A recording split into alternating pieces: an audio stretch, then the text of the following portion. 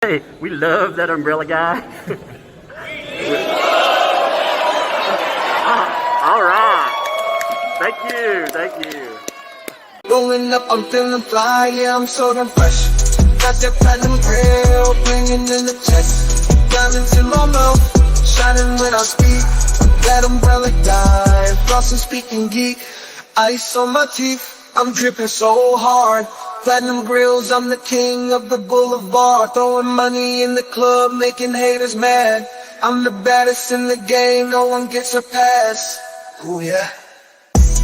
Crushing all these lines, yeah, I feel fly. Rolling on the dubs, that umbrella guy. Iced out cold on the boulevard. You ain't a comic gangster, don't be playing hard. Ice on my teeth, I'm flying so high. Dropping the bass, that umbrella guy. One drill to rule them all, one drill to bind them. Baby, I'm so iced out, gonna blind them. Rolling in town, I'm an army of one. Doing verbal walk-bys, blazing like the sun. Riding in my whip, crushing false accusers. Dropping off the bass on the real abusers. Yeah. Living life fast, no time for the slow. Justice on my mind, stacking up on my throat. Life in the fast lane, no time to blink. Ice on my teeth, watch it when I speak. Chillin' on my rhymes, never missing a beat. Ice on my teeth, yeah, I'm living that sweet. That umbrella guy, bringing the platinum heat. Crushing every hater, no time for defeat. Oh yeah. All right. How's it going, folks? Man, welcome to a special edition. I've been wanting to happen for a while now.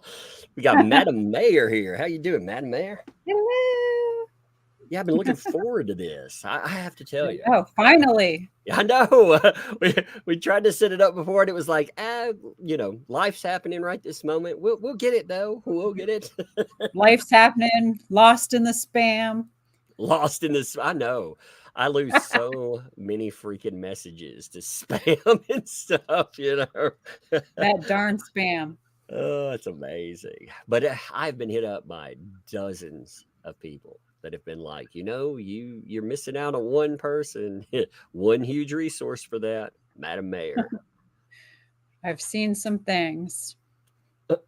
I've seen, I'm sure. So I figure when we're talking about this, we'll go all the way back to the beginning, all the way back to going to what brought you to Levy County?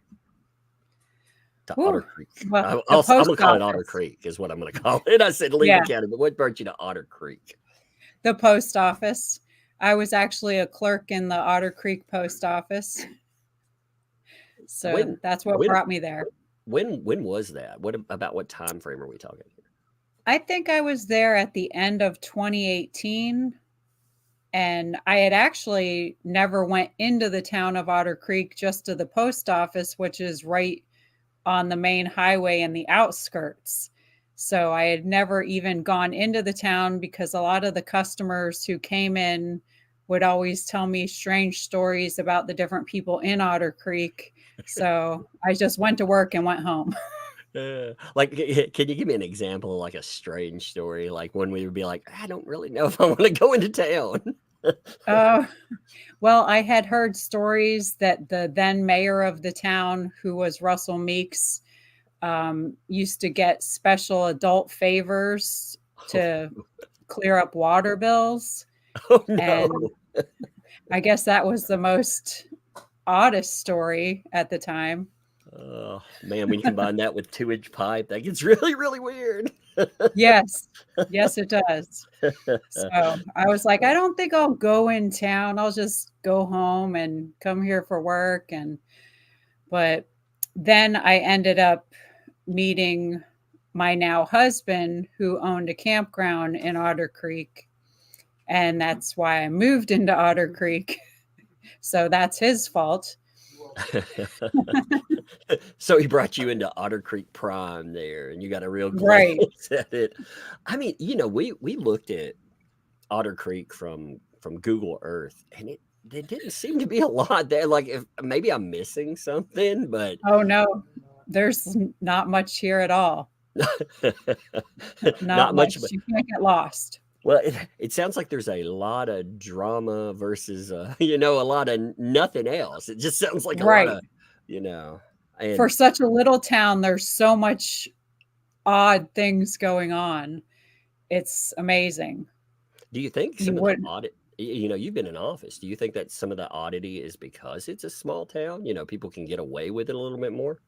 Yes, I think that that has a lot to do with it. And a lot of the people in this little town were related and then related to the county commissioners for Levy County. So they have the good old boy system going on hardcore. So that has a lot to do with it. So did you all encounter, you or your, I'm going to say then or now husband. I'm going to say your husband now, even though then, you're getting together. Did y'all encounter a lot of the old boys club early on? I mean, something had to motivate you to get into office, I would say. Yes, that is what motivated me to get in because when I first moved here, my husband was actually the maintenance man in the town of Otter Creek. So I would help volunteer and I helped paint the town hall and trim trees and do all these things. And Russell Meeks was the mayor at the time. And he was just a bully to a lot of people. And so many things were getting done wrong. The clerk of the town was doing things wrong. We would try to get the ordinances. They would never give us the ordinances. And they just basically did whatever they want. And the people that lived here just went along with it because I heard stories that they would get their water shut off Oh, if wow. they didn't do what he wanted them to. So they just kept to themselves and stayed under the radar and let him do whatever. And the clerk was related to him through marriage. So she went along with the stuff he was doing wrong. And the other board members went along with it. And most of them had been on the board, 20, 30 years, however long they've lived here. And they just rotate who's the mayor and it's all the same people. Hmm. There was even a time that Russell Meeks and his son, who is a commissioner now, were on the board together. I mean, it was a lot of craziness. When you say So doing they things, when you say doing things wrong too, can you give me like an example of what you're talking about here?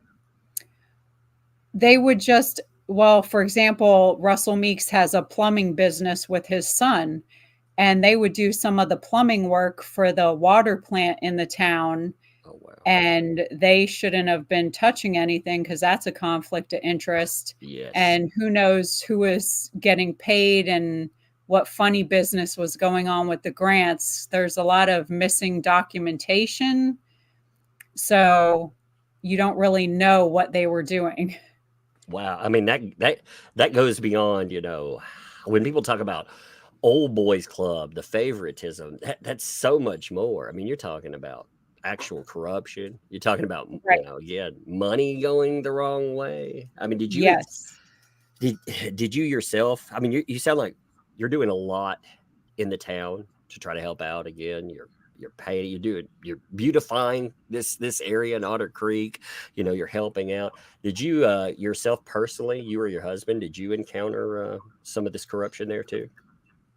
Yeah, actually, what happened with when my husband was the maintenance man, what happened between him and Russell, and the reason my husband ended up quitting was because Russell wanted me to do sexual favors for him and asked my husband to set that up. Damn, that's So, that's crazy. That's yeah, it's disgusting and crazy.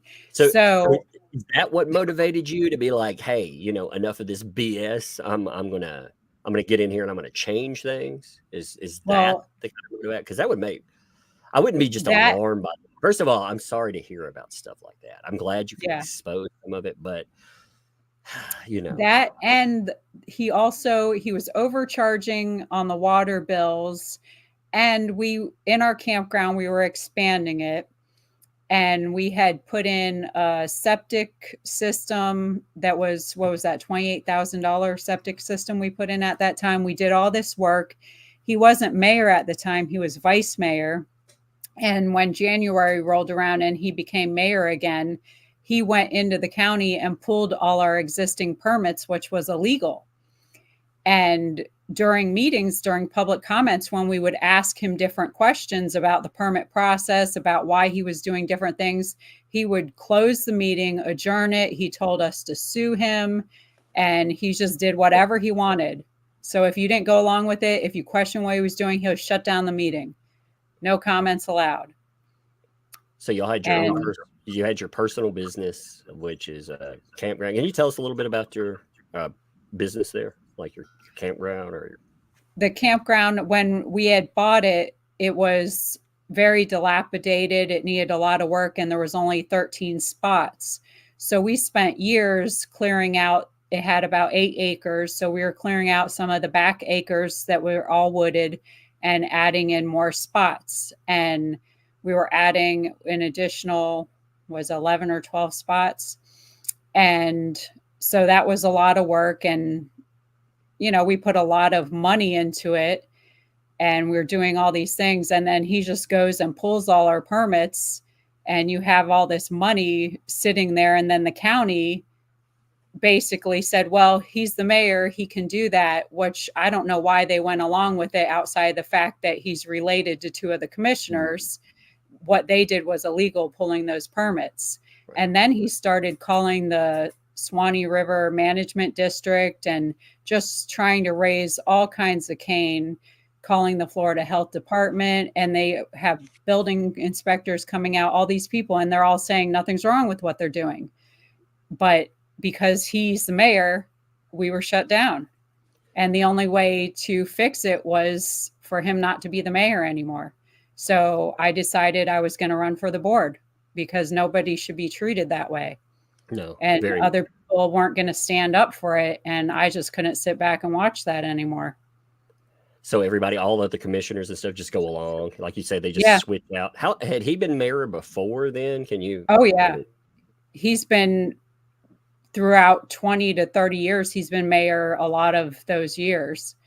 They would just swap out back and forth. And when he's not the mayor and he didn't like who was the mayor, he tried to get the town unincorporated, but didn't follow through with it.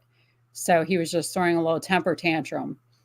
And really, truly, the town should be unincorporated, because there's nothing but problems there. Now, in this timeline, when do the Hales move in to this? They move in. It was about the end of 2020, because they stayed at our campground waiting for their property closing to go through. So I want to say it was either November or December of 2020. So you got to see all of this from go. You got to see what happened with them. You're experiencing it on your own. Now, when are you running for mayor? When does that start?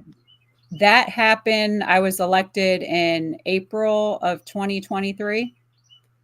And then I was sworn in June of 2023. It was supposed to be May, but because the clerk just walked off the job after she had that altercation with Jeremy Hales, she kind of walked off the job and left a huge mess. And then there was no clerk, and town hall was shut down for about 2 months.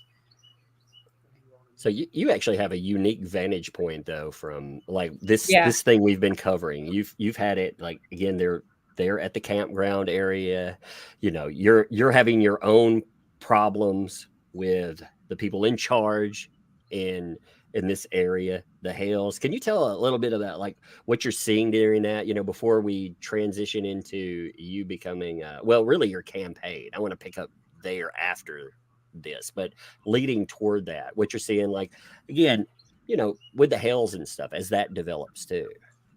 Yeah. So when they came into town, they were staying in our campground, and we actually took them to the first town hall meeting. And at that time, nobody recorded the meetings. There was the only audio the town hall owned. And unfortunately, we wish we would have been recording because that was a huge circus, one of the biggest circus, believe it or not. And the mayor at that time was tearing into me and into my husband in front of everybody because I was volunteering, and he wanted to make a fool of me and tell me I wasn't allowed to do different stuff for the town anymore. And he was just being ridiculous. And we all walked out of that meeting, and I was so embarrassed that we brought these new people to this meeting, and they just looked at each other like, what did we just get ourselves into? You know? I don't know. And It, it was, do you think that's why now, there's so much attention and meeting after meeting keeps getting canceled? Do you think the attention and what used to happen, what could be pointed out, do you think that's why they keep canceling meetings over and over? I don't even know, because it seems they always have been dysfunctional. It just, in the past, not many people attended, because without the cameras and all that, there was only maybe 5 to 10 people that would attend the meetings. Now with all the cameras going on, there'll be people driving cross country to attend these meetings, which is kind of insane in itself. But you have a huge crowd now at all the meetings, and there's usually anywhere between 5 to 10 different YouTube channels covering it. You never know. Yeah, And it it's looked just like a party crazy. last time when you recorded it. I mean, it did. I was like, wow, is this You, normal? And you're like, you no, got to make the best of it. yeah. Yeah. Well, I mean, it's good. It's good to have a spotlight, but I suppose, if they're going to continue to cancel over and over again. So you said there was disorganization even then. Did they cancel a lot of meetings then, or was it just so small they could do whatever they wanted?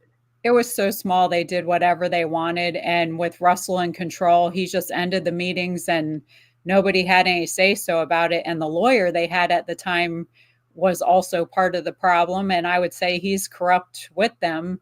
From all the different emails I read, he was part of the problem as well.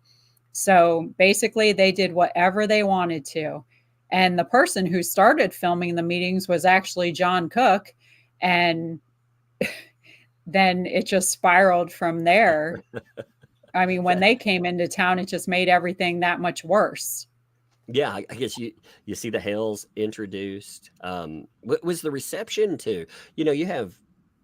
I live in a small area. It's not like that, but I've lived in a pretty. I mean, I've never lived in a place with under 1,000 people. Yeah, this is a first for me as well. I grew up in the Hollywood, Fort Lauderdale area, Mhm. so I'm used to a lot of people. So this is new. Yeah, I guess I guess that is a culture shock in that a little bit, is it not? Very much so. Yeah, I lived in a tiny place where we had to pump in our internet by satellite, so it was pretty awful, but it still was 10 times bigger than Otter Creek, Yeah. and I mean there was a lot of chaos, but also I guess the point I was going to is the way outsiders were looked at. It wasn't easy to become part of it even then. Did you encounter, first of all, for yourself, did you encounter that, or where you worked at the post office and stuff, were you kind of invited in more, not by the commissioners per se, but just residents and stuff? Yeah, because I was at the post office, all the residents knew me, and they had all come in and talked to me. So I didn't have those same problems until I actually moved into the town. And then after things started to get heated between my husband and Russell, then it was a problem, and they didn't like me. And then I was the outsider. I Mm. still had the good people who liked me, but those bad people, they definitely didn't like me and saw me as a threat, and they did not want me in the town hall for nothing. I can So imagine. I, I actually had Don, who everybody knows, Don the Con. He was one of the people that advocated for me to be on the board. He wanted me to be a clerk, which I think is funny now looking back at how he behaves now, but he was the one trying to get me on the board in the first place. And when the then clerk Mary needed help, he was trying to get me to be the helper, but they did not want me in that office to see what was really going on. I'm sure. Yeah, it's one thing. it's one thing to have you seeing it on the outside and noticing corruption. You actually having access, not just to seeing how things play out, but having access to materials and other items. I'm sure that's got to be a frightening proposition for some of these people. Yeah, they definitely don't want an outsider touching any of that stuff. So you saw the Hales introduced again. They've gone to this first meeting. How did things progress on that front that you noticed? Again, working toward when you run for mayor. Well, everything started out fine with them, and Jeremy was patient with them far longer than I could have been, especially in his position. And once they started, when he was updating his lines and put the 2-inch pipe in, is where everything went south. And they started overcharging him for the water and just playing a lot of games. And at that point, when he's getting ripped off, then he finally lost his patience. But he was nice for so long while they were doing him wrong. And I'm surprised it went that far. Yeah, it sounds like, they thought, well, just another outsider rube we can take some money from, basically, Right. Had you seen other people treated this way, or was that kind of a unique situation? It was unique. They were overcharging our campground, but not as much as they were overcharging Jeremy. But I think we were the only ones getting charged was the campground, Jeremy, and one other person was getting mischarged, but Jeremy was getting charged more than the other two people. But these are all outsiders, Right? every single one of them. They just did a new program in the utility system to where they were charging a commercial rate and a residential rate, but then they were putting it all by the meter size, like nothing jived. When I got in there and saw the program and how they had the program coded, nothing went along with the ordinance and how it was wrote. It was so jacked up. It was unbelievable. That's so strange to hear it. Like, again, you had the outside of not an outsider, but an outside of the mayor's office and everything. You saw it outside of that, and you could see how messed up it is. And then you got an inside perspective. So that's actually a very unique vantage point on that too. And because I was doing clerk work when I first started as the mayor, I saw a whole nother set of things that I normally wouldn't have seen either as the mayor. But I was in deep doing all the clerk stuff. And even when we did hire the interim clerk, I stayed in there and I was in there doing clerk stuff for several months just to try to sift through the mess, because I've never seen such a mess in my life. There was no wonder the clerk couldn't give anything, because she couldn't find anything. There was a filing cabinet, several filing cabinets, and in one file folder, you'd have 5 different subjects covering 20 years. It was the hottest mess I've ever seen. You couldn't even see the top of her desk. Do you think that was by design, though, because of the stuff that you're talking about here? Obviously, yeah. I mean, you're going to have lack of technology. You have a lot of issues, small towns anyway. But again, corruption, it's easy to hide it under stacks and stacks of paper. Yeah. And the clerk before her was running several businesses out of the town hall. So there's so many things that have been going wrong with the clerks themselves for so many years. And they didn't care because they're all in together. They've been there forever. And it's just the way it is, some of the town people would say. And that drove me nuts. It's the way it's always been. So no, that doesn't make it okay.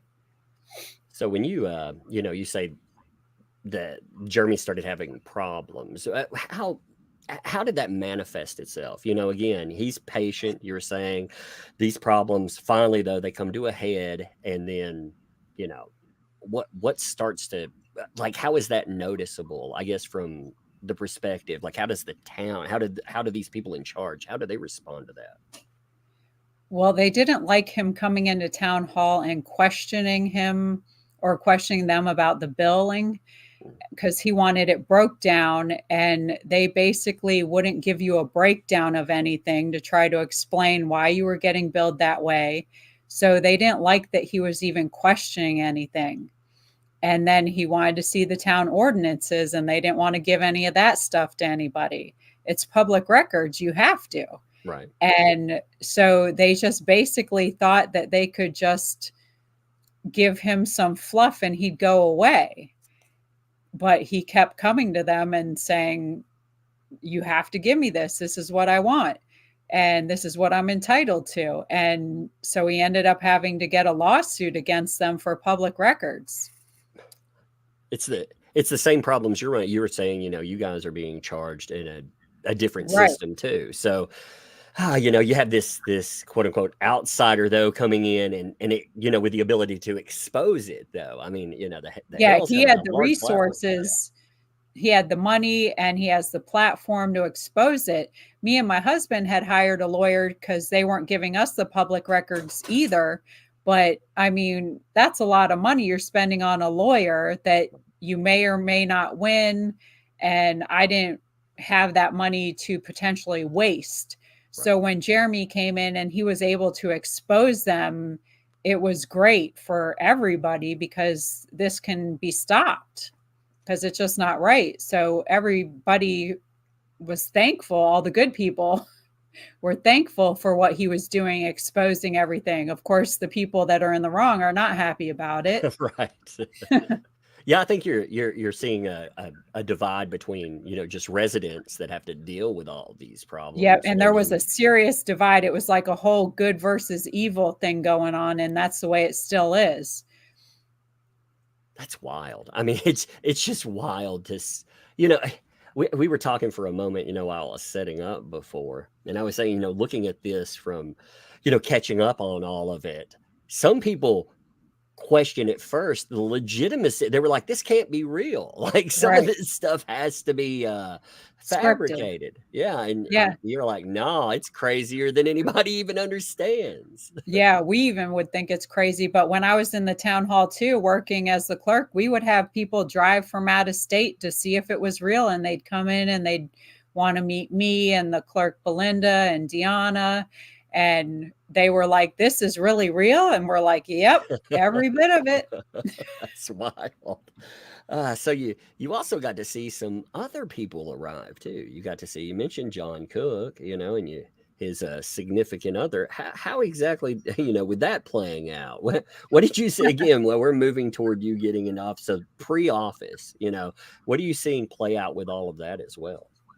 Well, oddly enough, my husband moved them from Northport because we moved RVs in the tri-state area and they stayed in our campground. So he went to Northport to pick up their RV and move them here.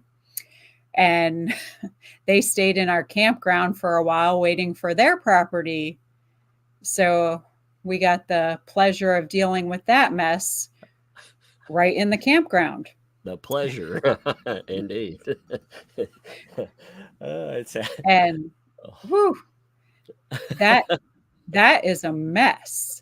They were always screaming at each other, cussing at each other, and it's just from the minute they arrived, it's just like a hurricane coming in. I actually, when they pulled up and they got out of their vehicle yelling and cussing at each other, I went in the house. I was just like, wow. I got to get out of here. This is not my vibe. Yeah, there was so much caught in your woo. Yeah. I mean, reading court documents before they get there, all of the stuff, all of the baggage, even before this chapter in their lives. Yeah, I can see, like, right when they come in, they would be like some kind of a hurricane sweeping in, arguments, family drama, all kinds of insanity. It was never ending. And I tried to help her out doing different things, but the more you do, the more they want. And the minute that you stop doing anything, they turn on you big time and start causing you all kinds of havoc. The things they started doing with me and my husband, posting all kinds of stuff about our business online, about saying that we were swingers and all kinds of crazy things, and that we were calling CPS on them. And I did nothing but help these people out. Brett used to go over there and bring the tractor to their property and do stuff for them. When John was collapsed on the shed floor, we left a Bible study to go help him off the floor and get an ambulance called for him. And it was like, after doing all that, the thanks we got with them posting all kinds of slander, and it's just, it's crazy. It seems like it doesn't take very much to have them turn on somebody either. Right. We've It watched them doesn't. real time, like turn on, we'll call them the Jokealist. We've seen them turn on people that are right there embedded with them. But it seems like, we see family members, we see Yes. anybody that helps. For your, I mean, was it something minor? Again, I'm prying a little bit here. Was it Oh, something yeah. minor that turned these people on This you? this is an unbelievable thing Okay. that had her turn. Well, after John went to the hospital, she decided that she needed to get that property cleaned up because one of her daughters had just recently come to stay with her and then left. And she kept saying that that daughter was going to report her to CPS. So she needed to get the property cleaned up. So she had asked if me and Brett would help her get the property cleaned up, if we could find a dump trailer for her to use to load up all the stuff on the property, and if we could then take the dump trailer and dump all the stuff for her. So we said, okay, we'll try to help you out. And we were going to borrow a dump trailer from the vice mayor, Zim. And so after about a week of trying to arrange it, the day we were supposed to borrow it and bring it to the property, we call her up and she's out running errands around Chiefland. And she says, oh, just go drop it at the property. And we said, no, we're not just going to go drop somebody's expensive dump trailer at your property when you've complained about meth heads stealing stuff off your property. Right. And this is not our trailer. We're not going to do that. And besides the fact you're supposed to be there helping to load it, you think we're just coming there with somebody's dump trailer and doing all the work for you for free? Like, we're already helping you, but we're not doing it all. And she threw a fit and she was like, just fine, I'll come. And she comes back and we go to her property to try to talk to her. And in the meantime, she had posted something on Facebook, and it was around Valentine's Day. And she had posted a post with hearts all over it saying something about Zim and loaning her this dump trailer because she likes to post all her drama online. And in the meantime, someone had told Zim's wife, what's going on? This lady's posting stuff with hearts all over it with your name on it. Oh, no. And it's causing a little static. His wife is wondering what this is about. So we go to the property to ask her why she's posting these weird things. And she just went crazy. And she started screaming at us. And I had told Brett, that's it. Pack it up. Let's go. I'm done here. I'm done with her. I'm done with all of this. I'm not dealing with this anymore. I'm trying to do someone a favor. I'm out. So that's what did it. And then she just started posting all kinds of crazy stuff. And this was near the time of the election, and we're doing a meet the candidate. And she was just went nuts. So she didn't get voted in because everybody's seeing all her drama being posted all over Facebook by her. And she ruined it herself. Yeah, you said that. That's actually a good, because we've talked in brief about her candidacy. So can you tell us a little bit about her run for office, actually, and what you saw there? Well, she said she was going to run for office. She needed help all the time filling out the forms, getting them printed. It was just a lot of babysitting to try to get all the stuff done for her. So potentially I'm showing her how to fill out all the forms repeatedly. And then when we have the meet the candidate for her to talk to people, she doesn't show up on time, and she expects everybody to hold the floor open for her for whenever she decides to get there. And she just, again, like storms in like a hurricane, and the whole thing is pretty much over, and she just wants to still have the microphone when the event is over. And she just more or less expects everyone else to do everything for her. Are her campaign speeches like we see in deposition? You know, is she like, and another thing, John, get away from that window? I mean, do we get lovely sound bites like that? That would be about right, but we didn't end up opening the floor because Oh, she missed the slot. right. I mean, there's rules. Oh, Lord, I can only imagine that though. That'd be such a mess in my mind. Oh, Lord. So, do you think the stuff that they've done in town to everybody, yourself, you know, again, you're talking about people that were potentially lending equipment to the Hales. Do you think this carries weight with other people? Do you think that they can sway other people's opinions, you know, about folks? I don't think so. I mean, they've just caused so much havoc themselves. Right. I mean, they've even gotten in fights in front of town hall with some of the residents themselves. Okay. And I've never seen, that was the first time I've seen people fighting in front of town hall was with John Cook, and I believe that was Darlene Hudson. Was it Gail? It was either Gail or Darlene Hudson. And there was a big screaming argument. And then later on, there was John pulled a gun on somebody on his property right after that. So I mean, anybody who's siding with them from this town are the bad people who are basically, they're using each other, frenemies. So you mentioned a firearm being pulled on me. Has that happened? You know, we heard about of course, the Jeremy incident where, you know, the firearm and the, you know, making things go bang. Yeah. Has this stuff happened multiple times then with other people? Yeah, that happened with Jeremy, and then it happened with some other guy that was staying in a camper on somebody else's property right after that fight in front of town hall where he pulled a gun on that guy. That's crazy. I mean, you know, it gives people an impression of a town too. You know, you have this Right. outsider force. People think, you know, rednecks. I hear that a lot, you know, with these areas, redneck. But really, I mean, these are outsiders that have popped in and they're causing chaos. Yeah, like this town did not need that. They brought everything to a whole nother level. I've never seen such chaos.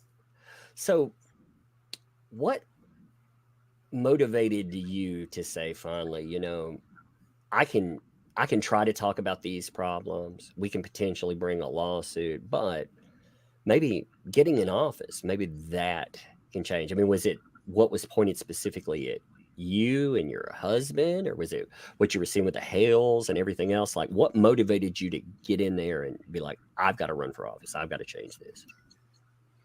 When it just kept happening to multiple people, and then it kept pressing in more on me and my husband, and I didn't see any of the other people that have lived here forever and been dealing with it. They didn't want to step up and do anything.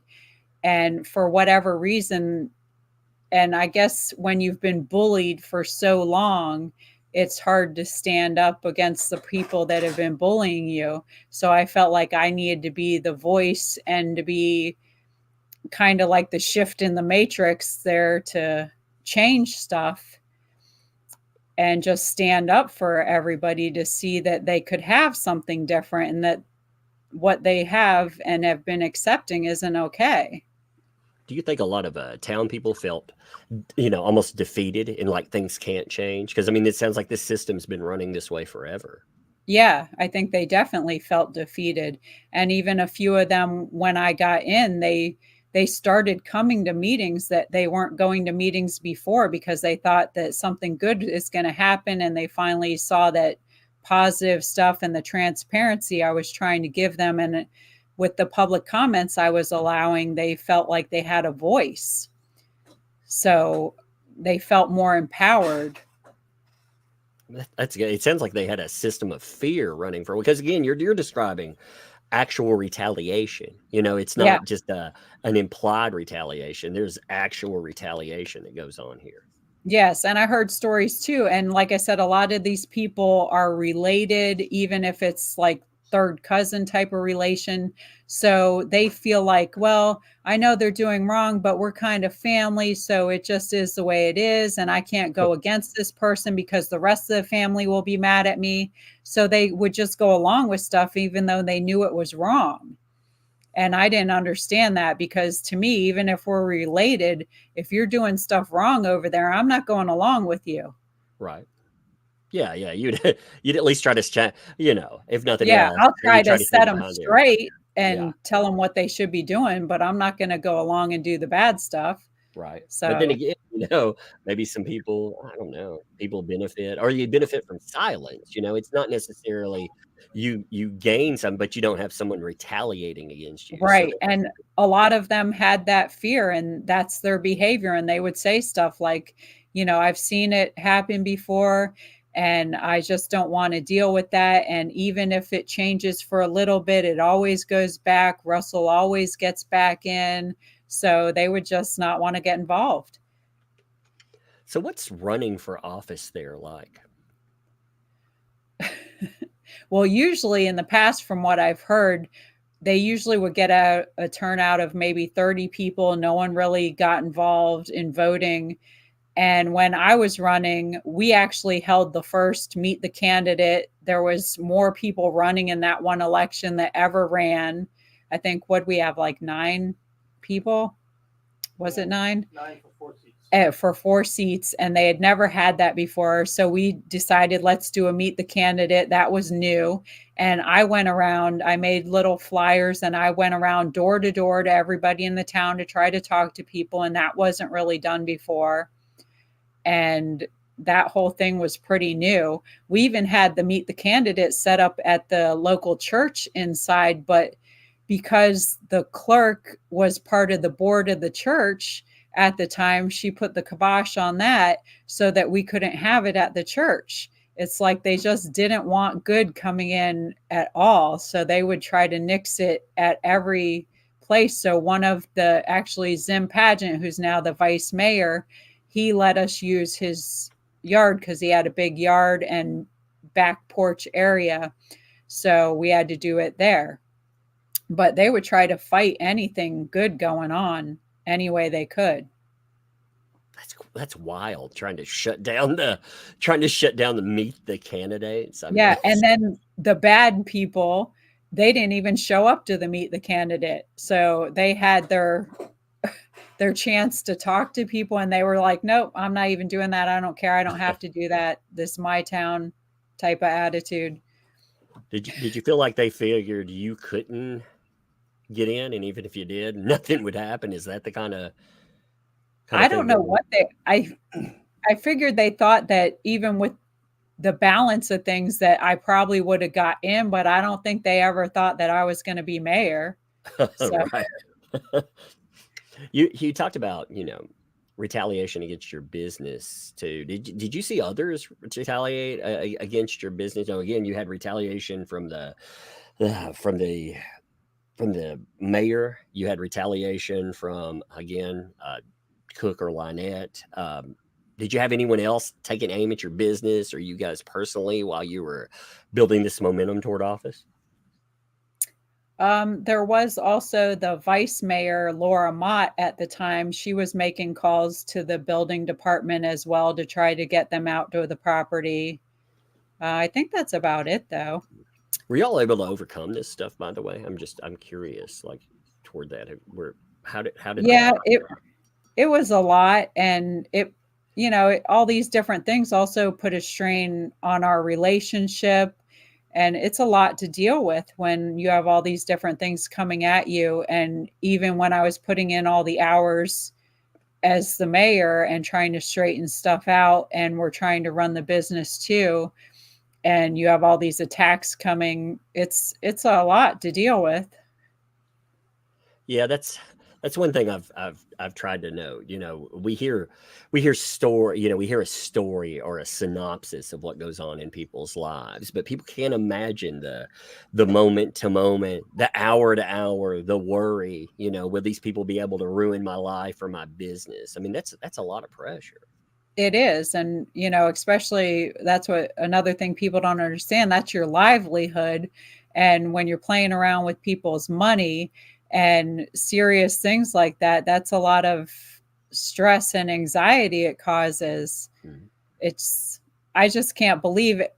The whole of why they do this and what they gain from it made no sense to me.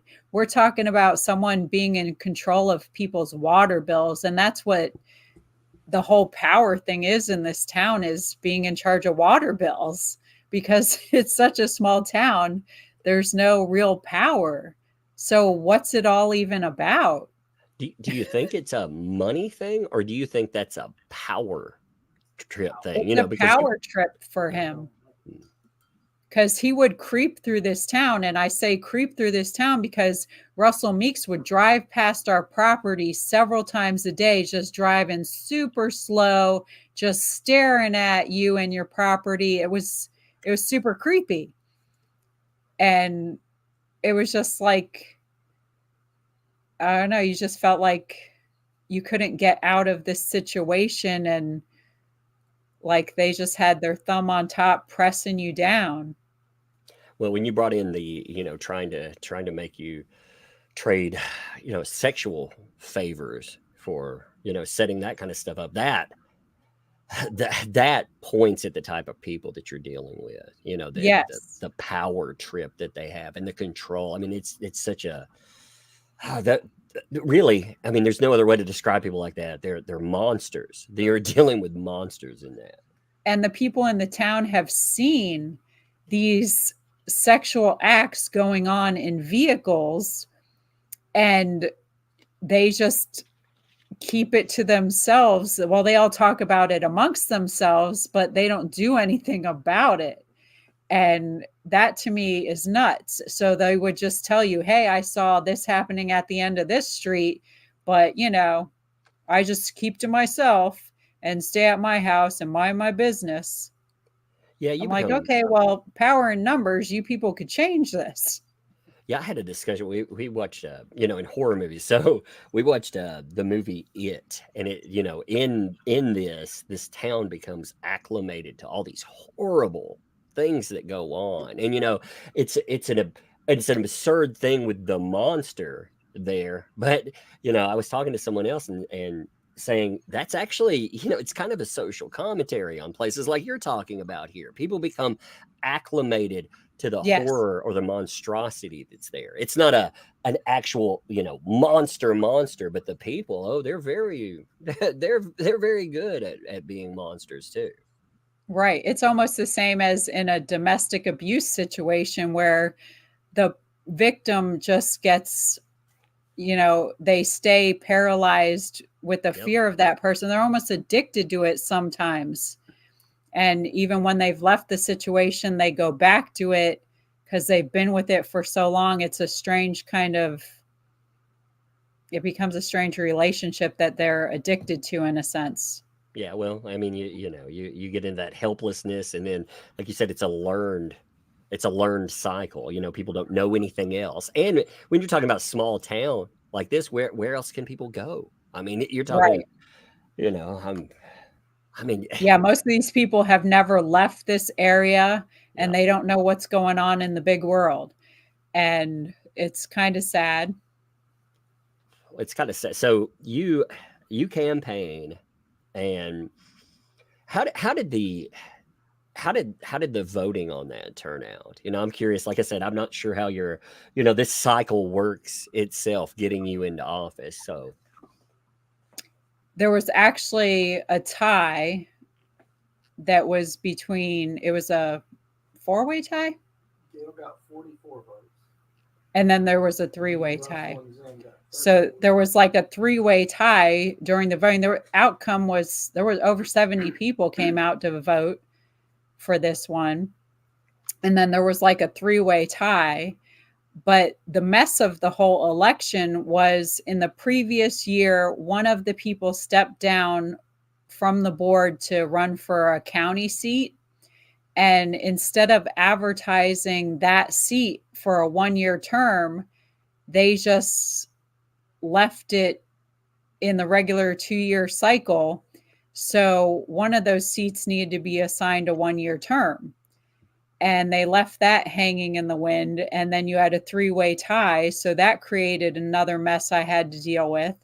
So I ended up assigning that 1-year term to Russell Meeks. And they were fighting that, saying I didn't have the right to do that, that I didn't have the power to do that, and that I needed to seek the Attorney General's opinion. And I assigned it to him, and I gave all the reasons why I assigned it to him, because number one, he didn't assign it correctly in the election, which if he did it right, that wouldn't have got assigned to him. And because of all the things he had done wrong, he shouldn't even be on the board. So that became a huge thing that they were fighting me on. But there was no precedent about it. The Attorney General's opinion is just an opinion. So Yeah, that was a did you encounter that on any decision you made, like opposition to that? Oh, everything I wanted to do, Russell and Dawn voted against. Every meeting was a fight. It was like dealing with children. They never read their packets. The behaviors acting like toddlers, throwing little temper tantrums. It was insane. And then they'd start fighting with the people when you're doing public comments. Russell even told the clerk's husband to hit him in one meeting. That's crazy. And that guy, I would not have wanted to hit me. He would have laid him out. But baiting though, baiting, yeah, because he knows he's got absolutely. the full service of law enforcement and everything else right there. Yeah, That he is, got of course, Jeremy's face in one meeting, pointing his finger in Jeremy's face. I couldn't believe that. Jeremy's not a little guy, No, not at all. But he but thinks he just has everyone in his pocket so he can do what he wants. well, I guess when you do have law enforcement in your pocket, the repercussion if somebody really did act out, I guess they would make an example of them for sure. Right. So you get in office. You said that you were clerking at one time. Yeah, well, I was doing the clerk duties because Oh, there you was no clerk. Oh, so you were doing And everything. That's they had dropped the ball and we were behind on so many things and we were getting fined and they were taking some of our revenues because the previous clerk was not doing her job. And then when Russell was the mayor at the time, when the clerk quit, he just shut down town hall and said, "Ain't no clerk, ain't no show." And nothing was getting done. That's wild to inherit that. So the town itself is getting fined. I mean, it's to that level that there's actually money being taken from the town because of just ineptitude. Yeah, because they weren't doing the trim wasn't done right from the previous year, and just a bunch of different things that they were supposed to comply with that they dropped the ball on. All the audits were way overdue. It was one thing after another, and you walk in the office not really knowing anything about anything, and you got to learn really fast. So it was a little rough. So it was kind of a trial by fire for yourself. Yes, but I worked at the post office for many years, so I was kind of used to getting thrown in the fire. Mm-hmm. Do you think that helped a lot, actually just being able to adapt to that? Yeah, I think if I didn't have that kind of skills, I would have been a big mess. So you were talking about the mess that they, basically, I'm just gonna call it ineptitude. The piles of stuff that were by the former clerk and everything. So you had to catch all of that stuff up. I mean, what exactly, like when you're in office, when you take it, I'm sure you're confronted with this mound of, tasks that you have to do. What do you Yeah. have to do to straighten everything out? At that point, we started sorting all the paperwork into piles to get them into different subjects, and then just started going through them from there. But you basically had to first deal with which fire had to be put out first, because you have all these agencies saying, okay, this is overdue, that's overdue. So you got to deal with all that first. And then Jeremy had a lawsuit with the town. So we had a lawyer trying to come in and get the information off the computers to give to him or give to his lawyers to try to settle that out. So there was just so much going on at once. It was hard to do. And then Russell was the mayor before me, and he did absolutely nothing to help in any kind of transition. And him and Dawn would not attend workshops to hire a clerk. They just weren't helping at all. And then they were trying to say, well, you're running the meetings wrong, you're doing this wrong. And they were just causing more problems on top of all the problems.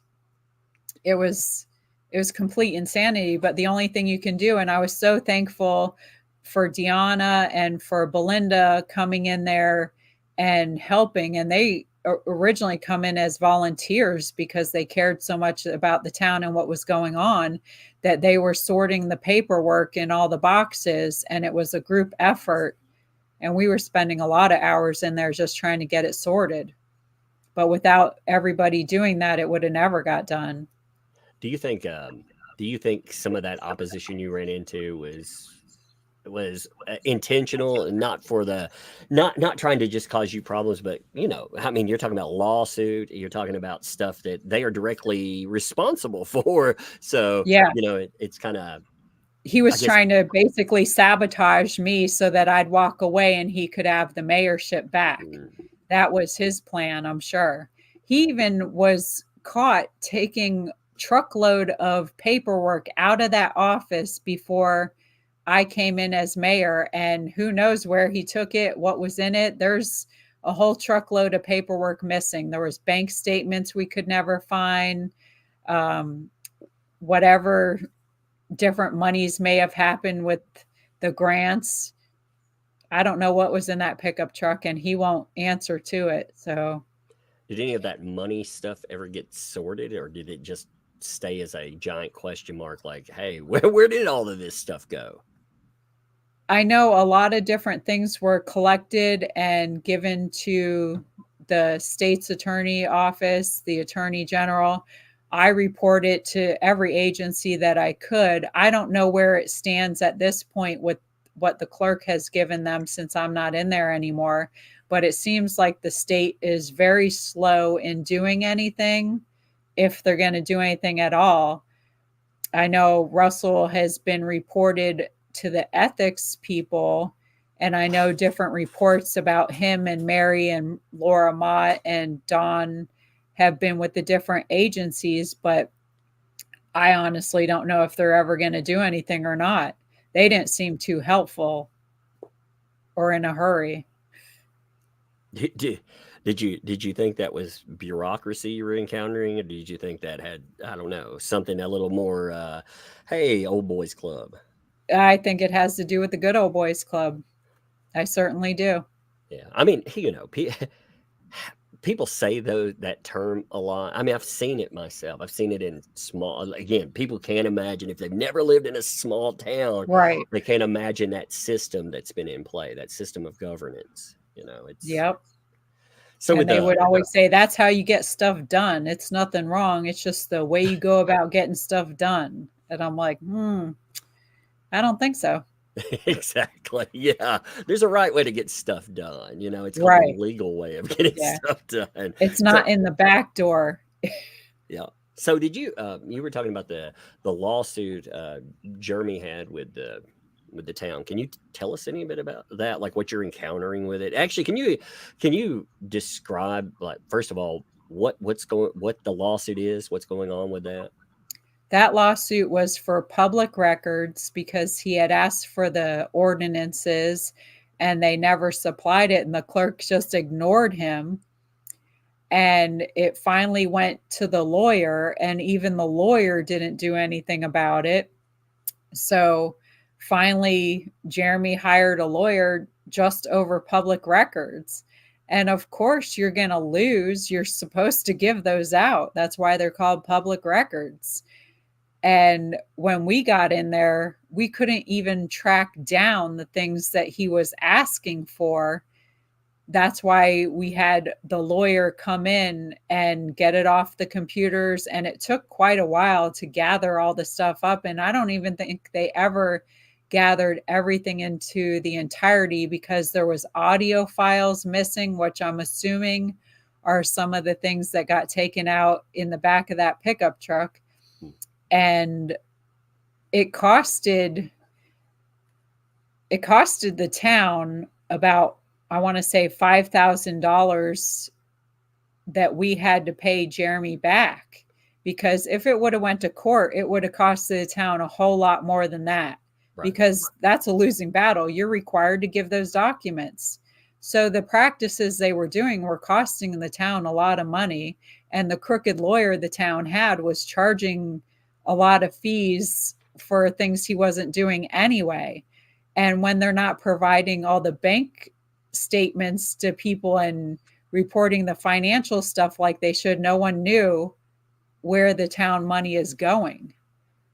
So I think a lot of people were like, the clerk and that lawyer would be emailing each other back and forth all day, having these catty little conversations with nicknames for all the people in the town.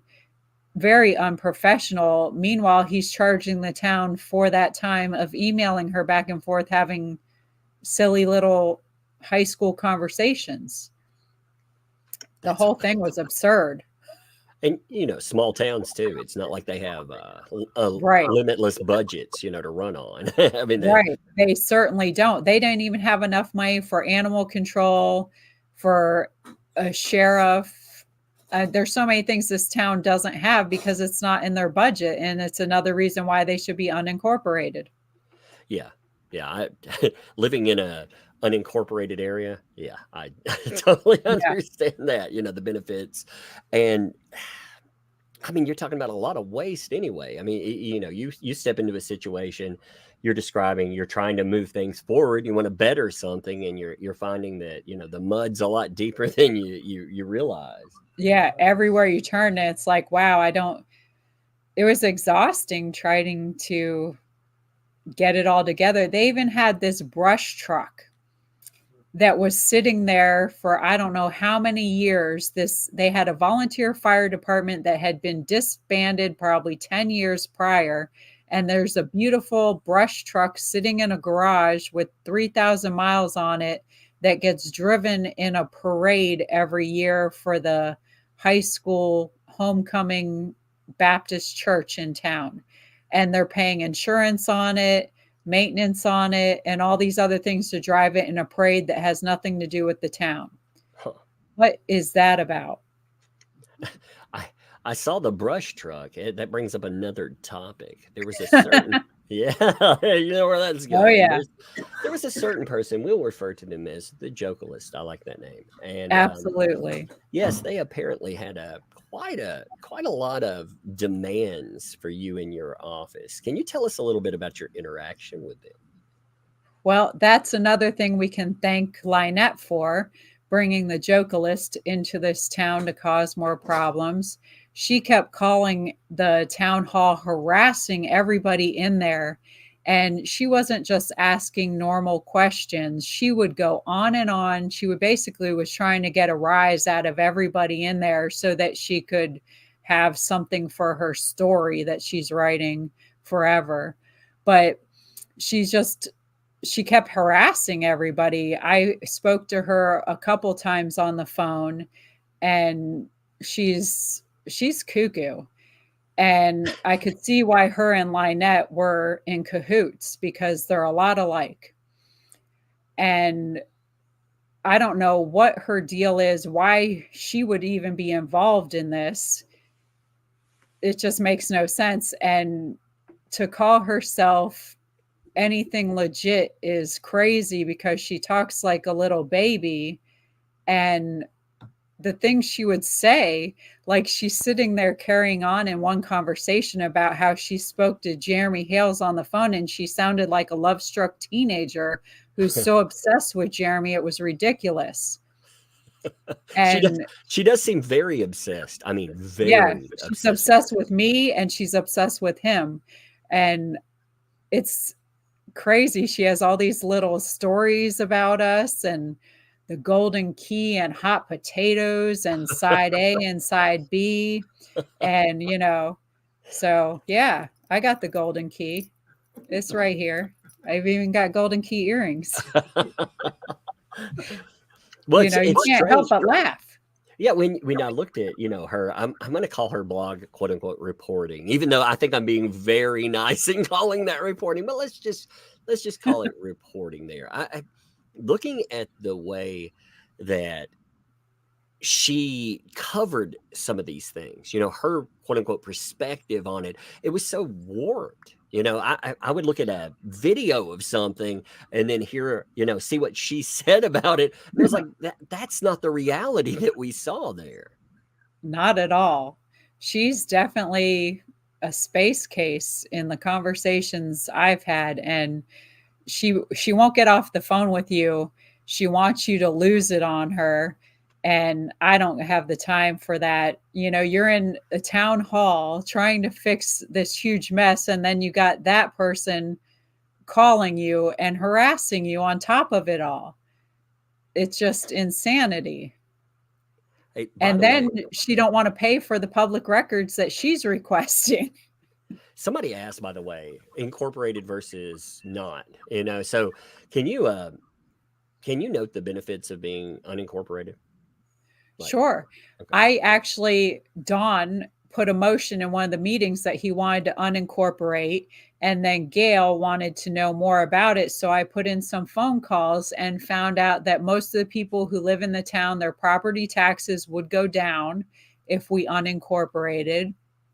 And if we unincorporated, we would also have all the services of the county. So we would have animal control, they would have police protection, and sure, Levy County police come in here and do things, but there would be more of a presence with them. The fire protection right now, Otter Creek gets out of Chiefland, so they pay for that. There would be, what else? Animal control, the code enforcement. The code enforcement is huge. So there would be code enforcement because right now there absolutely isn't any. And you have there's basically little campgrounds all over the place. There's a lot of very unkept yards.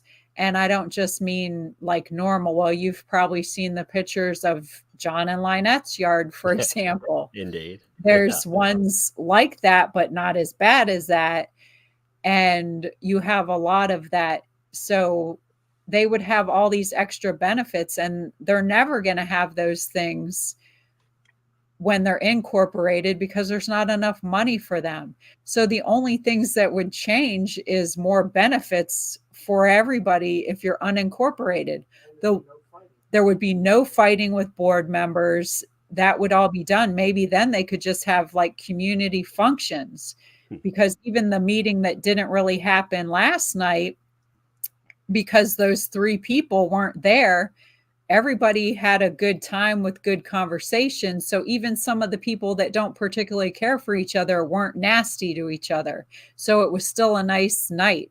So maybe instead of fighting during town hall meetings, if they were unincorporated, they could come together and just have community functions where people get along. So I see no downfall of being unincorporated. Yeah, it sounds like there's a lot of things that the people in charge obviously wouldn't want to happen, but as far as residents, yeah, it sounds like there's a lot. Yeah, it would benefit all the residents. You just have those couple of few that want that power and they don't want to give it up. And that's the only reason they don't want to be unincorporated. The water, we have the bad water here, so they're trying to put in a pipeline from Bronson to Cedar Key. That would all still happen. That's not going to stop if you're unincorporated. The county would just have to pick that up as a member. They're already trying to seat a county representative on that board anyway. So there's nothing bad that would happen, only good. It's just amazing, like looking at that and say, you can point at specific items. It's not, some of these conversations, they stop at large ideas, and you're saying no, here's specific items that would help out citizenry, that would help out the residents here, and this is why they're opposing it. I mean, it's amazing when you get into the details here of and some of them say, well, then they act like they wouldn't have the history of the town, like it would all be gone.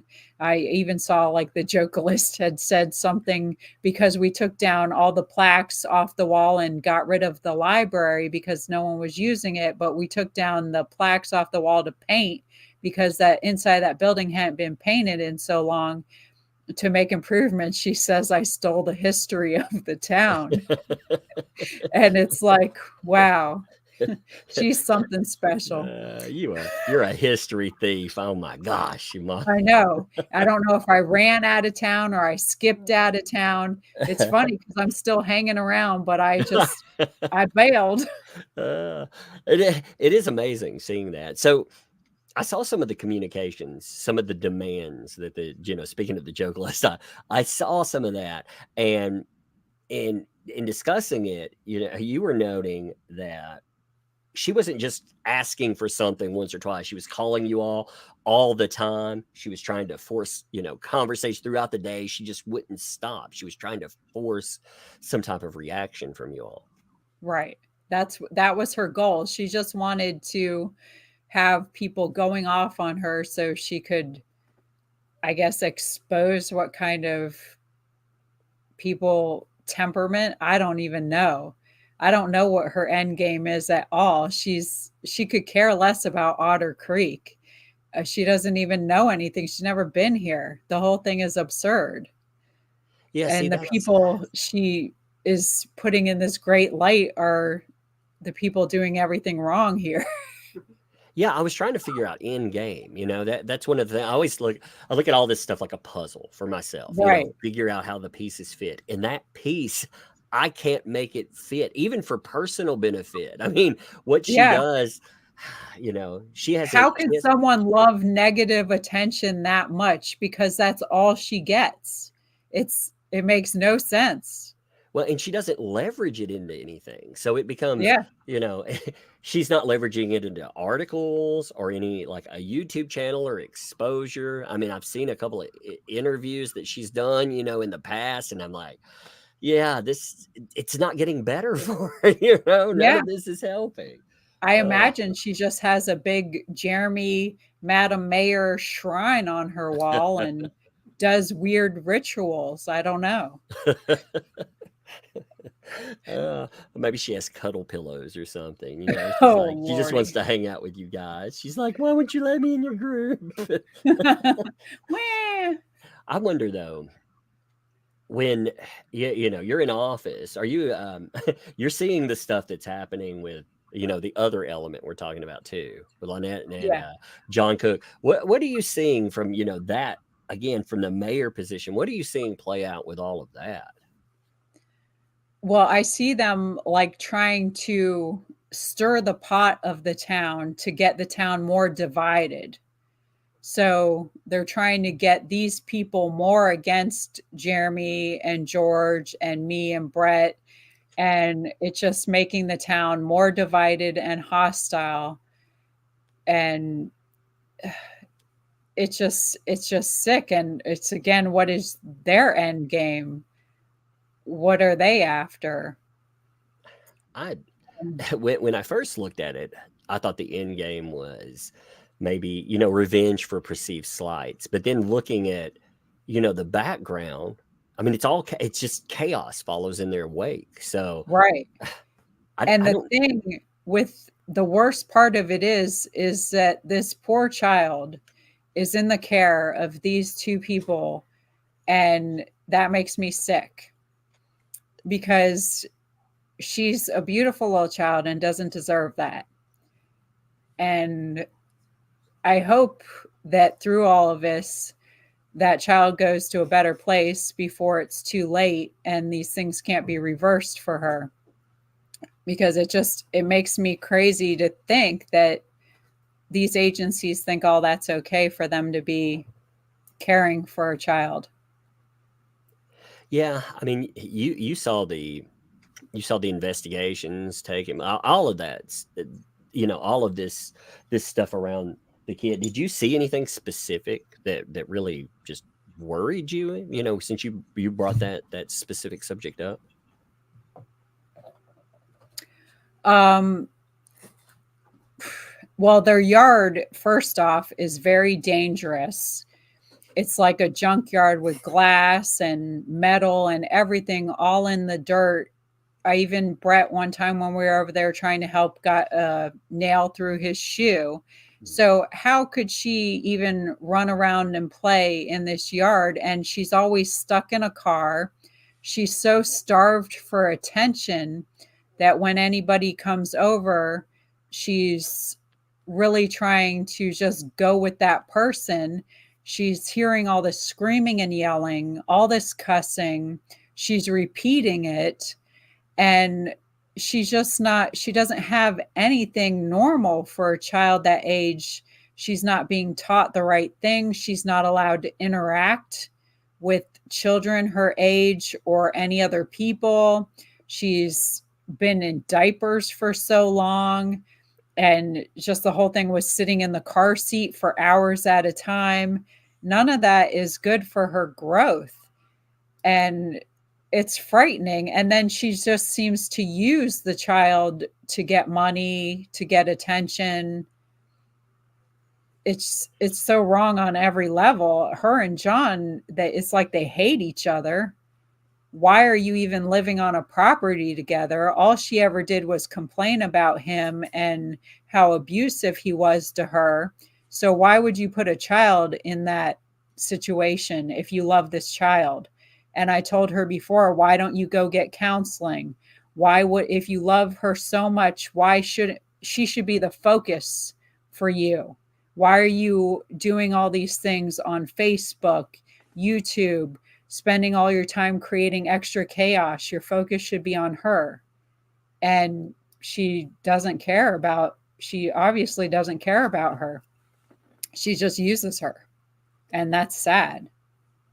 It is. It sounds like you tried to introduce some positives again, I did. get I tried to counseling. get her to go to church.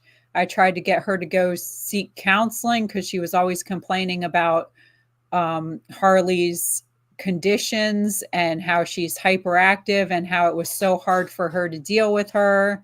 And, to me, she doesn't have the capacity in any way, shape, or form, physically, mentally, or anything, to deal with a child who has any kind of special needs or even normal needs of this age for the things that she has wrong with her herself. So I tried to help her to go see somebody, even to bring Harley to different functions that the Otter Creek Church was having to get her out and around people and children, because she always said she couldn't be around anybody, but she clearly brings her around people when she chooses to.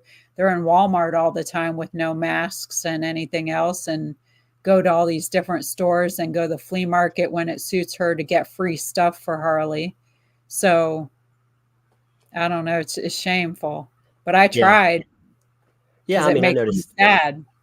Yeah, the fish and wildlife video that I saw, just seeing that disturbed me. You're talking about the environment, the ground, all the stuff, your nails and whatnot. The child's running And that around was barefoot. probably more clean than it's ever been. Like, it was way worse before everybody started seeing it, because she did clean up here and there.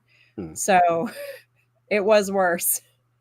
So that's scary. And I mean, even you have a child that's supposed to have all of these health issues, and they're around turtles, they're around chickens, I mean, there's Yeah, those by and it was themselves. about she had rotting food. She would collect all this food from Winn-Dixie, go dumpster hopping, and then get food from another food drive. And she had this big container with rotting vegetables in it with flies everywhere, and it stunk so bad. But yeah, this child has all these health problems and you have all this going on. How is that okay? It makes no sense. But just again, it sounds like chaos, and unfortunately, adults, they can choose to be in the chaos. Like again, Exactly. I mean, we discussed the why. Well, again, it's their choice. Child, unfortunately, they not Yeah. only have been introduced, they were kind of forced into this. Again, we have another case developing off of that, questioning, if that child should be there, and you firsthand have seen that, and you're like, yeah, no, not really. They shouldn't be Yeah, there. not at all. And unfortunately, if she stays for so long, you have that cycle could continue through her from what Mm. she's seen if she repeats these behaviors. Yeah, I mean, learned behavior is when I work in mental health, and that's one Yeah. of the things we see. We see people that that's all they know. So of course, Yeah. that's how you it's not just behavior, it's how you see love, you see affection, you get it. You'll get that attention. You see the like Lynette, for example, or the Jokealist, or anyone that's around, they thrive on negative attention. So of course a Right. child, later on they'll get those negatives. Yeah, because you would see, I always saw behaviors that Harley would do where maybe she spilled stuff out all over and she'd be laughing about it. And she knows that now Lynette's going to come yelling at her about it and come unglued on her, but she's laughing and running around because she's so starved for attention. Yeah, I mean, it's that part of it that frustrates me when I cover this, because it feels like, there's something blocking agencies from actually looking at this how they should. That's the way I feel, because I've looked at it from the mandated reporter portion of it, and it feels like hitting a brick wall. It is very frustrating. Yeah. So that's the biggest part that bothers me is, like you said, she has no choice but to be in this situation. They can choose to live how they want to, but that's what bothers me the most. So you're in office. Okay, you've starting to clean up some of this mess that is there. You're encountering. You talked about some of the issues you're encountering. As you go forward, are you encountering other issues that are adding on to that, or? Well, actually, I had John Cook report 2 ethics reports against me. So I had ethics violation reports that he was drumming up, causing me more stuff, which I ended up, everything was cleared with that, but it's just more stuff to deal with. Again, you're trying to do all these good things to help out the town, and you have him doing fraudulent reports. And it's just like, when does it end? It's just all this bad stuff coming out, all these directions. Did it surprise you, like what you encountered when going in there? Were you shocked by all the negatives, all the time that this was taking, and the I stress and was everything? expecting some, but not to that degree at all. So it was a lot more than I thought. Yeah, when people think positions like that too, it's not like you're bringing in mad stacks of money or anything. It's not. No, not at all. And when I first started doing it, I was volunteering my time. So I was in there doing it all for free. And then they voted in a meeting to pay me an hourly reimbursement. Even when Belinda, who's the clerk now, and Deanna, when she was the interim clerk, even when they came in there volunteering because we cared so much. We were in there just saying, hey, we'll do this for free. But then it just got so much. It's like, we can't keep doing this for free, Right. especially when these other members are not going to attend workshops to hire a clerk. They didn't care. So it's like either you're going to pay us to be in here doing something, or we're going to be done here. That's crazy to have to lay down an ultimatum. Basically, you're Yeah, gonna have to because compensate. they were giving me such crap for being in there doing the clerk stuff, but yet they didn't want to hire one. So I'm like, okay, well, which is it going to be? Because I'm not going to continue doing all this stuff for free while you give me all this flack. So pick one. So, how long were you in office? So I was in there from June through the end of December. I was supposed to start in May, but I ended up going on a trip to Israel that I had planned for quite a while. So I wasn't able to be sworn in May. So I was in June, they swore me in. So it wasn't long, but it felt long. Yeah, when you got that kind of pressure, and do you feel like you managed to get some of the things done that you wanted to get done, or did you feel like it was just roadblock after roadblock? No, I felt like I started a good change. And I know Belinda, she's still in there hard at work, and she is finishing what was started. So I feel like we definitely all made a difference coming in there. Me, Belinda, and Deanna, all of us, we started that forward motion, and it's still going. It's just been slow and chaotic, but we've absolutely made a change for this town. And I know the people feel more empowered. And I do see in the big picture, it's going to be better, and change is just taking a long time with a lot of hurdles. Well, I mean, it took decades to get into the mess. Right. It's not going to take a few So, months to get out. Yeah, for sure. but I think it made a difference. So why such a you called it a short time? So why such a short time that you were in office? They passed a law to start doing a Form 6 starting January 1st. So if you stayed in office past December 31st, you would have to fill out this Form 6, which was a very intrusive financial disclosure form. And before, larger towns and cities would have to do it, but the smaller ones didn't have to, because you're really not making any money. And they wanted you basically to claim everything you owned or made that's over $1,000 and file it online for the whole world to see. You're basically telling everybody what you have in your house that's more than $1,000 in value. So if you want to come rob me, here's everything I have. And meanwhile, I'm getting paid $100 a month. And also, if you made any mistakes on this form, you could potentially be fined 20 grand.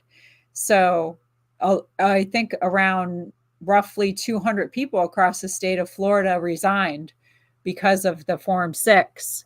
There was a lawsuit against the state to get that changed. I had heard that they were going to change it to municipalities under 500 would be exempt from doing that, and they do a different form. But I don't know if they ever finished going through that process, because after so many people resigned, it left a big mess.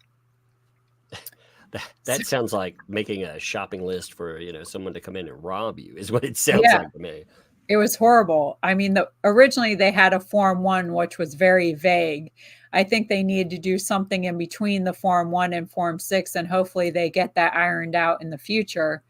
And then consequently, at the same time, me and my husband decided that I had a dream of traveling and I wanted to be a snowbird. So we said, hey, let's put the campground up for sale and see if there's any bites on it. So on a whim, we threw it up there, and it went really fast, and we sold the campground. So yeah, it's interesting. I saw the Jokealist note that you had, skipped out of town, or these different things. You ran out of town, whatever. But I noticed this weird thing. You're still there, and you still show up. I know. I skipped right back in. I might have even hula hooped in. I don't know. But yeah, I mean, I don't know, half the stuff she says, it's so ridiculous. So, Well, you know, I am curious, so for yourself, obviously you care about this situation. I mean, you're right. still there, you're still covering. What is your desired outcome with this? Because again, you're going into meetings, you're still trying to video them, you're trying to showcase what's there. I still just, there's, even though there's some bad people in this town, there's much more good people in this town. And I think with the forward motion that has been set, that things are going to change for the town in the big picture. And I care about the people that are here and the good people that are here enough that I want to see it through, and I want to keep seeing all the good changes. And I just want to let them know that even though I'm not living in the town anymore and I'm not the mayor, I still support them and all the good things going on. And, when Jeremy has Christmas in the creek again, I plan to be here volunteering as well. And I just love even going to the meetings and being able to hug everybody and Hmm. spreading that positive vibe and just letting them know they can keep standing up and doing the right thing and trying to empower them. I want it to keep going in the forward motion. Yeah, it's fascinating to see, again, I see the spin. I look at that because it's one of the things that I want to look at. I want to look at, what you all are running into as opposition still. And then I look at, what y'all are doing there. And there is no, again, I look at motives, I look at pieces in there, and I can't find their negative motives that they try to bring up. You could have disconnected, walked away, like you said, you sold, and yet you come back and again, you're trying to be a catalyst for change. I think people in the town, they need that kind of support too. Yeah, yeah, because when you've been dealing with a bully for so long, they're just used to hiding from it and they're so afraid from it. But, when you start shining the light on the darkness and, it helps them to feel good and empowered. And it's just like the meeting that didn't happen last night. It was so good just to see everybody left with just good vibes and conversations. And I felt really good being there. So I You love to mentioned see that. Christmas, with the Hales and other things. So, their impact on the area. There are always detractors. There are always going to be detractors of people, but you've had a front row seat, as it were, to see how things have played out. I mean, what do you think the impact of the Hales has been on that area, and really, other areas as well? It's amazing. They are two of the most generous people I've ever met, and I'm proud to call them my friends. But to see, even going through as much as they have to make a change for this town, what they go through isn't easy by any means, financially or emotionally, being in a relationship and having to deal with all these things. They're always in my prayers because they're two very strong people to deal with everything they do, and they are always so giving to everybody.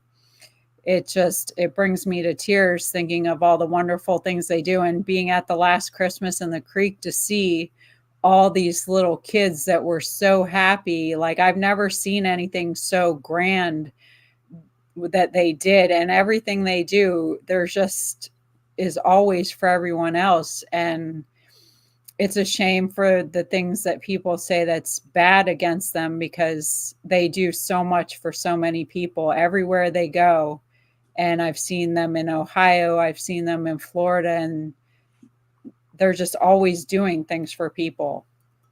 And yeah, they've gotten hurt before from other people that take advantage of them. And I think that's so sad, but they still continue to keep doing the right thing and being generous. And I think they're doing God's work. And I admire them. It's difficult to do that, Yeah. I've ran into negative, on my own, and I nothing like they've ran into, and some of that's turned me off to, helping out places like when someone tries Right. to scam you or they're negative. So it is fascinating to see them just pick it up and be like, no, we're going to keep going forward. Yeah, I admire that about them because a lot of people would have just like shut it down and went on with their lives, and they're still here fighting for the right thing and doing good. And that's amazing. They're very strong people. You've also seen the litigation, all of this stuff, take form. You've seen the chaos around it too. I mean, you did you the signs, for example, around town. Did you see all of that?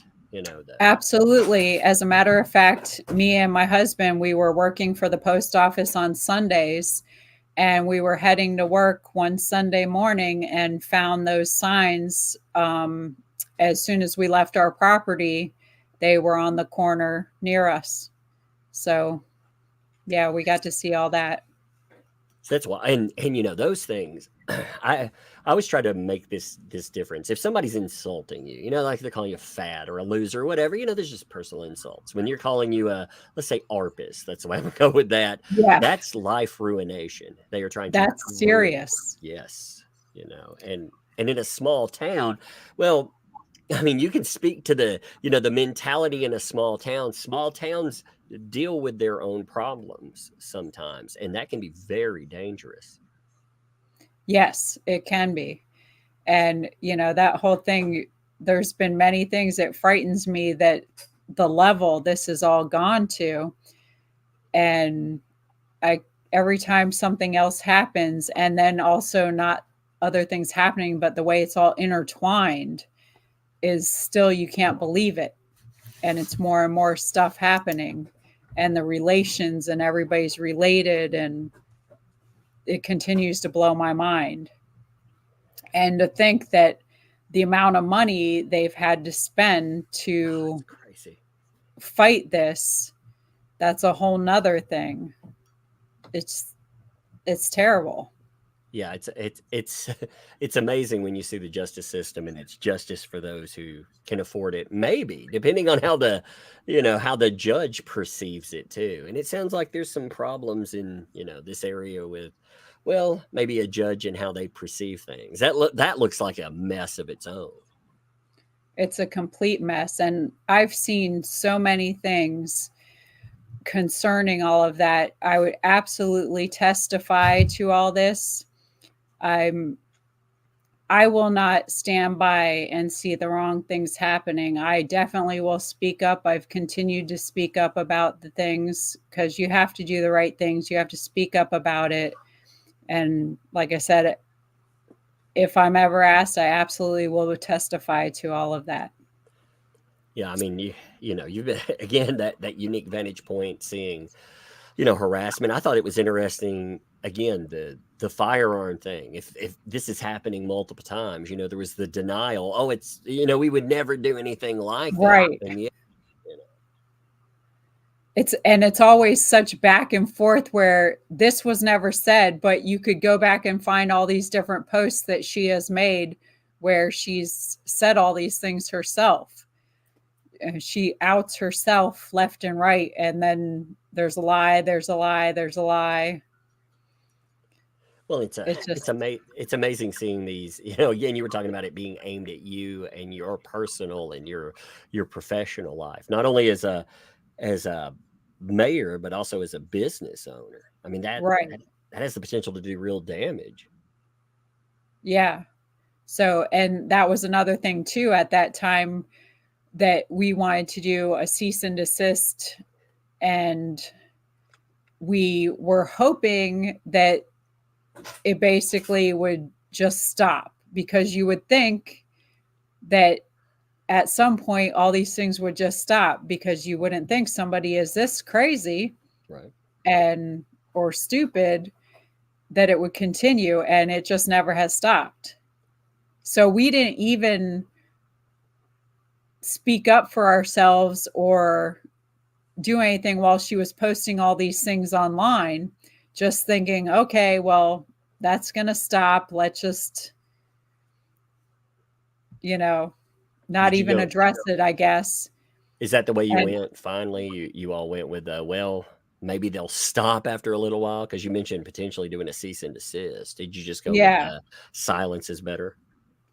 And so it didn't ever stop though. Yeah, I mean, they've just gotten worse. when you're dealing with people that they've never really had consequences, even if they have, they've never had major consequences for the chaos that they bring. I mean, we talked about learned behavior before. Yeah. That's definitely some behavior. It's, hey, I can get away, and Yeah, they feel empowered to keep getting worse and worse. yeah, especially in And this. It sounds like some bad people ally themselves with maybe not the people sometimes, but the chaos and who they're aiming at. The enemy of my enemy and all that. right.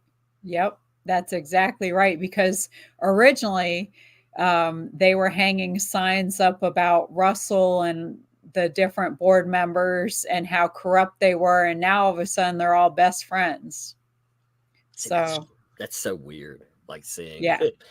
Do you think we're missing anything? So I like I said, I think this has been good. People were like, "You've got to talk to Madam Mayor, and you've got to, because she's seen this stuff. I mean, she's seen it play out." Do you think when we're covering this, do you think there's anything we're missing, like, or something we're not highlighting enough? That events or different things again that we should bring to people's attention. I want to say that's the whole of it, but there's always so much of it that even Right. when you're talking about it, you're like, afterwards, you're like, oh, I forgot this, that, and that. Right. So there's just so many layers to it. But I think that's the most of it. Okay. Well, when I've been trying to catch this, I still haven't covered the the court videos yet, because I wanted to have all the background where I understood, when something's brought up, I want to understand it. I want to understand the nuance. And this is complicated. There's a lot in this. Jeremy, I gotta add something. Am I allowed to add something, Tug? never. No, I'm just playing. Okay. So here's something she's not highlighting. Okay. For months and months, Lynette and Crook were defaming Madam Mayor Therese and Brett, their campground, the whole deal.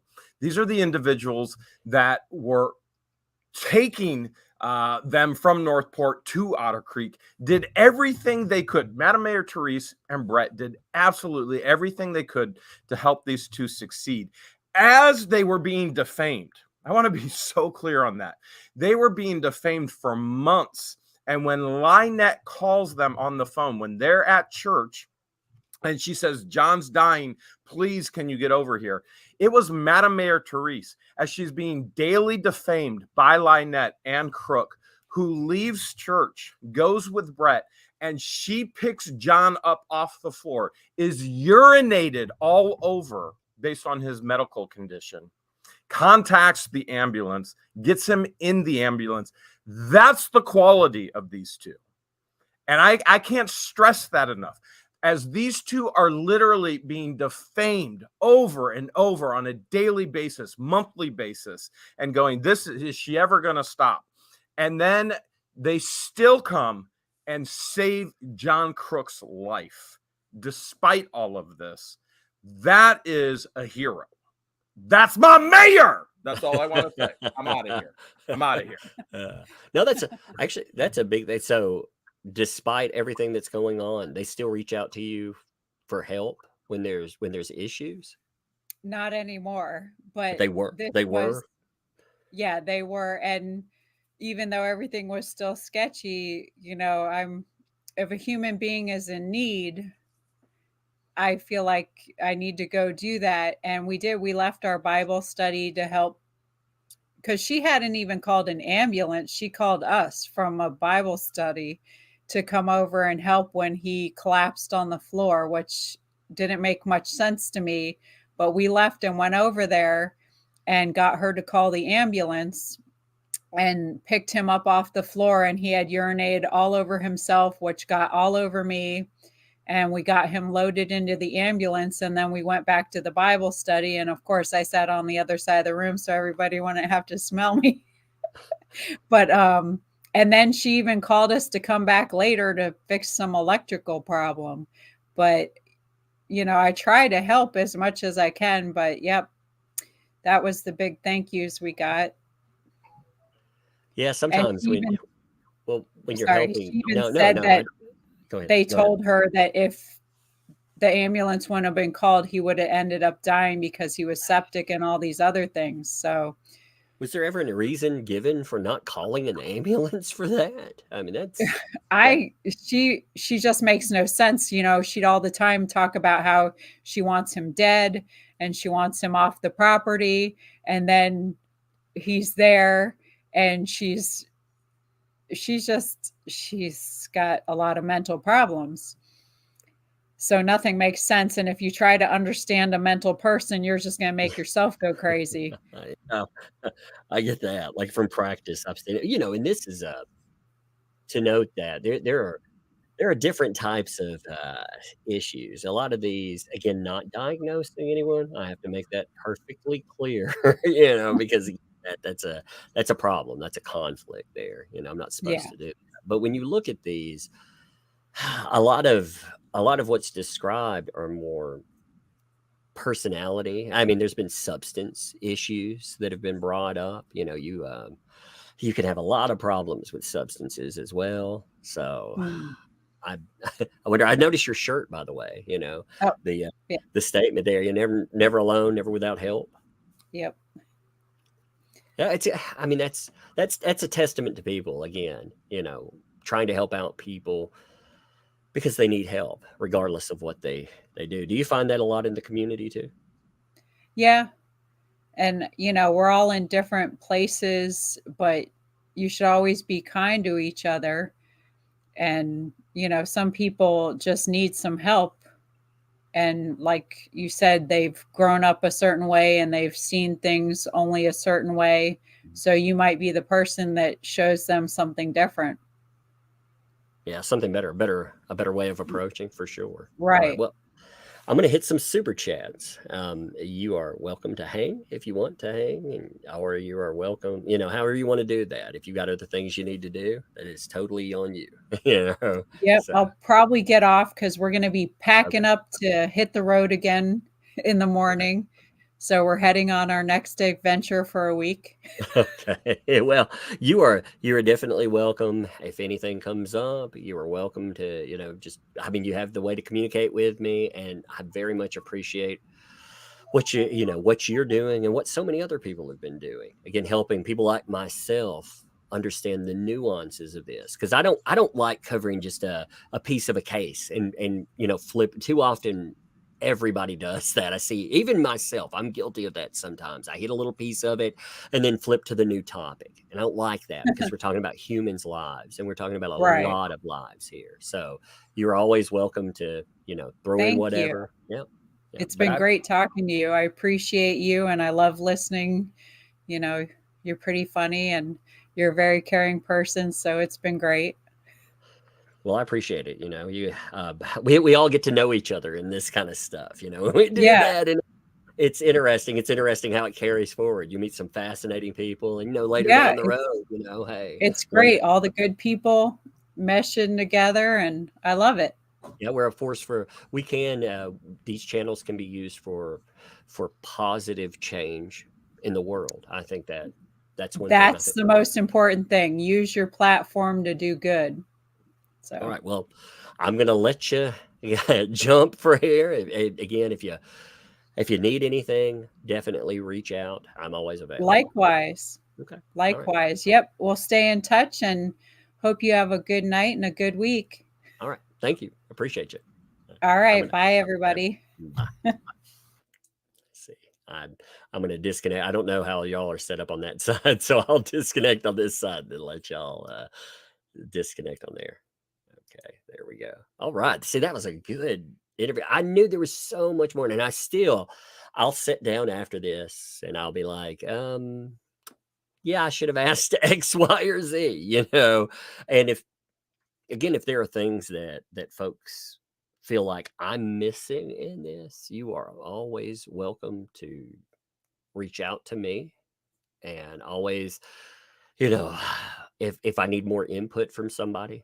Again, I hear from detractors. Sometimes I'll have a detractor hit me up, and detractors are welcome to hit me up too, whatever. But I go off of what I've read in court documents, behavior that I've seen. And, we have other people that weigh in on this too. Again, we're not talking about just random Joe or Jane down the street. We're talking about, weighing in with your mayor here, somebody that they started out, they were, they were working in the community.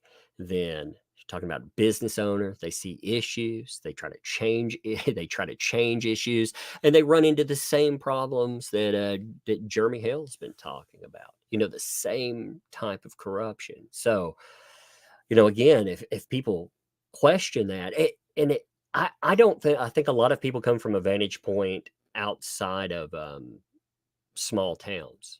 You can't imagine there is nothing checking corruption oftentimes in a place like that. If you're talking about 100 people living in an area, and 20 or 30 of those folks are related, they've you have a certain amount of those folks that benefit. Oh yeah, they can have a stranglehold on something, and it just gets worse.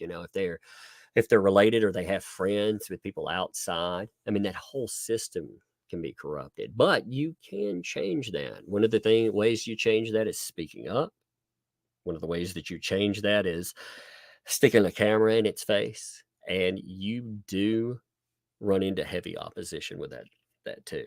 So I'm gonna hit super chats. If you like, if you enjoy the channel too, make sure you share, like, subscribe, support, all that good stuff. You know that drill by now. So I'm gonna hit these here. I see. Sue B. Sue. Thank you for the gifted membership off that. I appreciate that. Thank you. I was really looking for I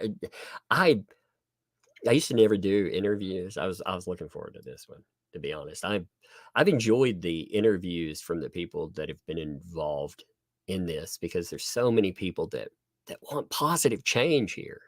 And I admire that.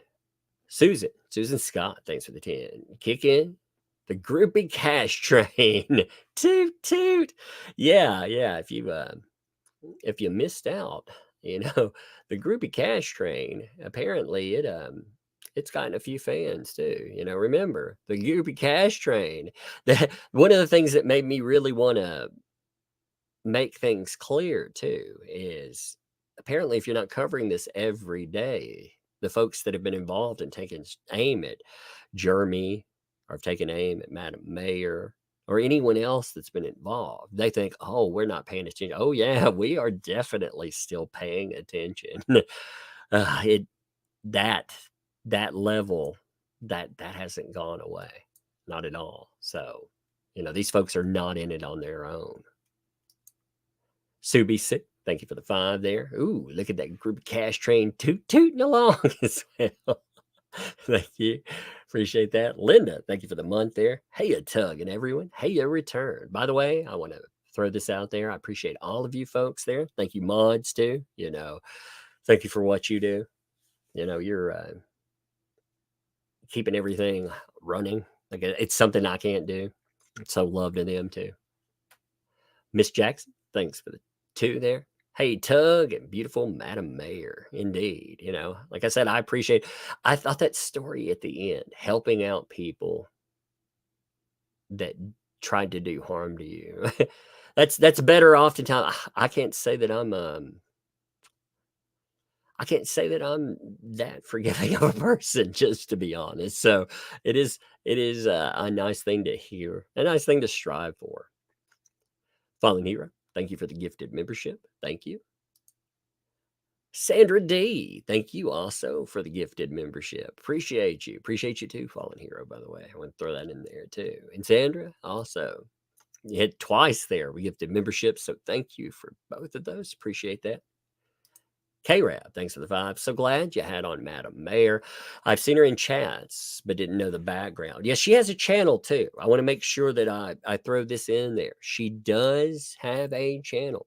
So it's actually done very well. She goes out live. Those meetings, again, they have been canceled.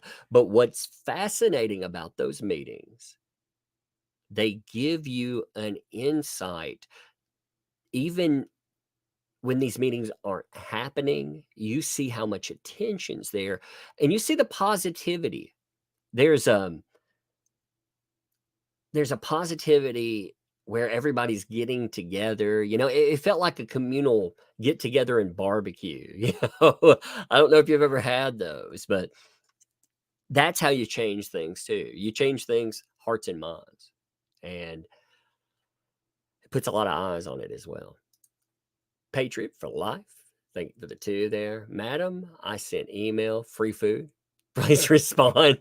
I'll ask her with some stuff with that too, by the way. Thank you. I knew they probably had stuff going on. That the interview, it went really, I mean, it just flowed through. So we spent 2 hours. I was like, wait a minute, I didn't ask if they had anything going on afterwards. So I should. But 2 hours, I mean, again, a lot of insight for what was there. The mess, inheriting a mess, getting paid nothing, and still trying to fix things. That's a lot, you run into that. I've run into that in our own town where people have, run into issues. They wanted to change it, and they run into opposition. And it's amazing to watch people try to roll through. Sandra D, thank you for the 5 there. WTF, madness. Yes, a lot of it. It's madness on the, here's another thing that I think does get lost in the mix. You're dealing with more than just the people that moved in and tried to scam and did all of this other nonsense. You're dealing with more than that. The 2-inch pipe, all of that, it becomes a side story almost, and it shouldn't be, because in my opinion, the more you hear about it, the more that's actually kind of a focal point. The support that people like Crook and Lynette have gotten, I think that's because of that. Again, as Madam Mayor said, when those folks they popped in, they were putting up signs about the very people that are backing them now. Why are they suddenly backing them? When you start asking those questions, that's when it gets interesting. So, Janice, thanks for the 10. Tug, you calling Sharp a professional paste eater was hilarious. Yes, I think there's a lot of skill in being a professional paste eater, by the way. Sometimes somebody's just got to sniff the old glue and eat the old paste, and then after they do it, post the old stupid on ye old Facebook. And it seems to be a talent there. Sandra, thanks for the 5 there as well. Thank you for your continued support too. Corruption, crazy. So when is the turtle lady making an appearance? I mean, she's a liar, and I'd like to see it live. I'm joking, but when? The problem with any of that is, if you even reach out for obviously I know that's a joke, first of all, but say you do reach out, say you did, that could actually blow back on Jeremy Hale because of the way the judge has seen it. That's the thing that Megan Fox brought up. As a journalist, she, as a real, not, a jokealist, but an actual independent journalist, when you want to get both sides of a story, you're no longer allowed to, because it might cause issues for Jeremy. That's why I don't encourage interaction with anyone directly that's involved in this stuff. If you talk about what they post and everything else, you're allowed to comment on things that people are doing. Absolutely, 100%. But the direct interaction, I mean, it's insane. You can't do that. It's a crazy setup. So Janice, thanks for the 10 there. Sharon has been like this for years. First, Sharon was Twitter-pated. Twitter-pated. Hayes, now she's Twitter-pated with Jeremy. Yeah, it's fascinating. The obsession to the point, like I said, I cover stories that, I mean, I get very in depth. I covered one specific trial, for example. I covered that thing for 3 or 4 years, with every document that comes out, and I'll continue to cover this stuff just like that. But I'm not going to move to a community and harass people for document. You know what I mean? There's a line. There's a line, and you can see this. It's not a covering something in depth. It's an obsession with one person. And that obsession with one person, it's frightening, especially since it doesn't have like, again, what's the outcome? What's the goal for that? When you're putting the pieces together, this person is not a journalist. They write blogs. They keep telling you, "Oh, I'm going to expose this coming soon." It's become a joke because they never actually follow through. So it's always coming soon. So what is the purpose in everything they are doing, and they continue to do, because they've been doing this for quite some time? Double Karma, thanks for the question. Can you tell us, is most of the town for or against Jeremy and George? So I actually asked that before, and I've asked this a couple of times in different ways, but I've asked about how the town perception is, and as far as residents are concerned, Madam Mayor stated that residents, they've been for that because, again, the people that you're talking about, them, they're bringing change, not just change, but they're bringing money into the community. They're actually bringing advancement there, gifts if people don't have Christmas. Those things are positives for a community. That's a positive gain versus, the people that you're talking about that have just been chaos, and they've tried to pick fights with everyone. They've turned on almost anyone. And again, if you don't have to take Jeremy or George or even Madam Mayor, you don't have to take any of their word for it. Just look at documentation that has followed in. This is a chaotic force that has burned every bridge in their lives with Lynette and Crook, or Lynette and others, before that even. And it just continues forward. It's a lifestyle. So, the more that residents see that, obviously, the tireder they would get at that. That's the way, that was explained to me. Bernice, thank you. Welcome. Thank you for the membership. Welcome to Thugs. I appreciate you. Thank you. Rocky, what's up, Rocky? Thanks for the 5. An ultimate moment, if you all would have sang Where the Florida Man Roams during the meeting that didn't happen. That would have been pretty funny, I have to say. Double Karma, thanks for the 2. DUI guy video. Lynette cheated the system. 6-minute mark. I'll have to check. I've one of the things I feel like I've been woefully behind on is catching everybody else's stuff. I have been going through months of the Hale's videos getting to this point. So, when I talked about I needed to catch up, I've been going through months to understand, like, who are some of these people that are being mentioned, because other names come up, and I'm like, and I think Madam Mayor helped actually answer a few of those too. Kathy, thanks for the 50 there. Thank you. Appreciate that. Love from Michigan. This interview filled in a lot of gaps I've had with What the Hell Saga.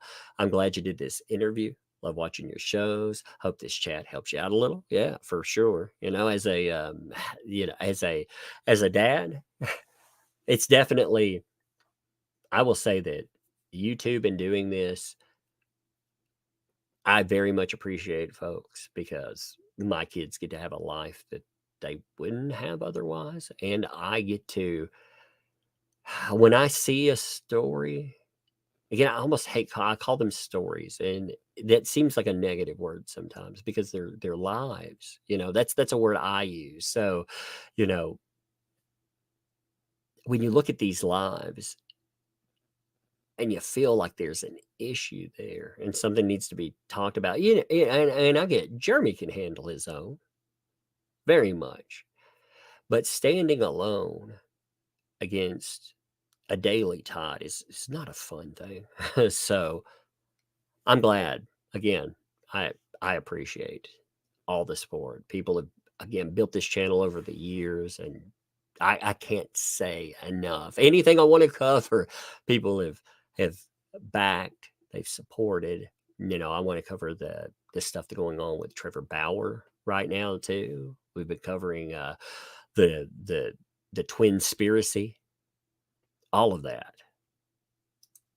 Subi Sue, thanks for 21 months, dude. Thank you.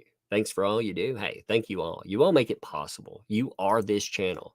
The channel, without you, the channel is just me talking into the microphone, talking into, and again, hey, I'm just the guy who was lucky enough that when I picked up the mic, people allowed me to have that voice. But you are the channel, so thank you.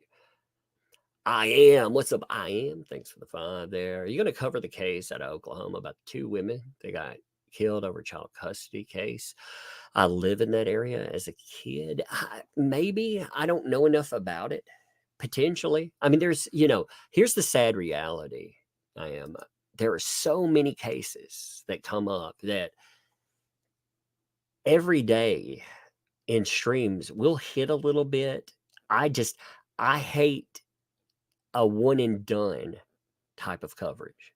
I do that sometimes, but I don't like doing it because if I feel like again, it takes something that's happened and it's turned it into just a headline, and lives are more than a headline.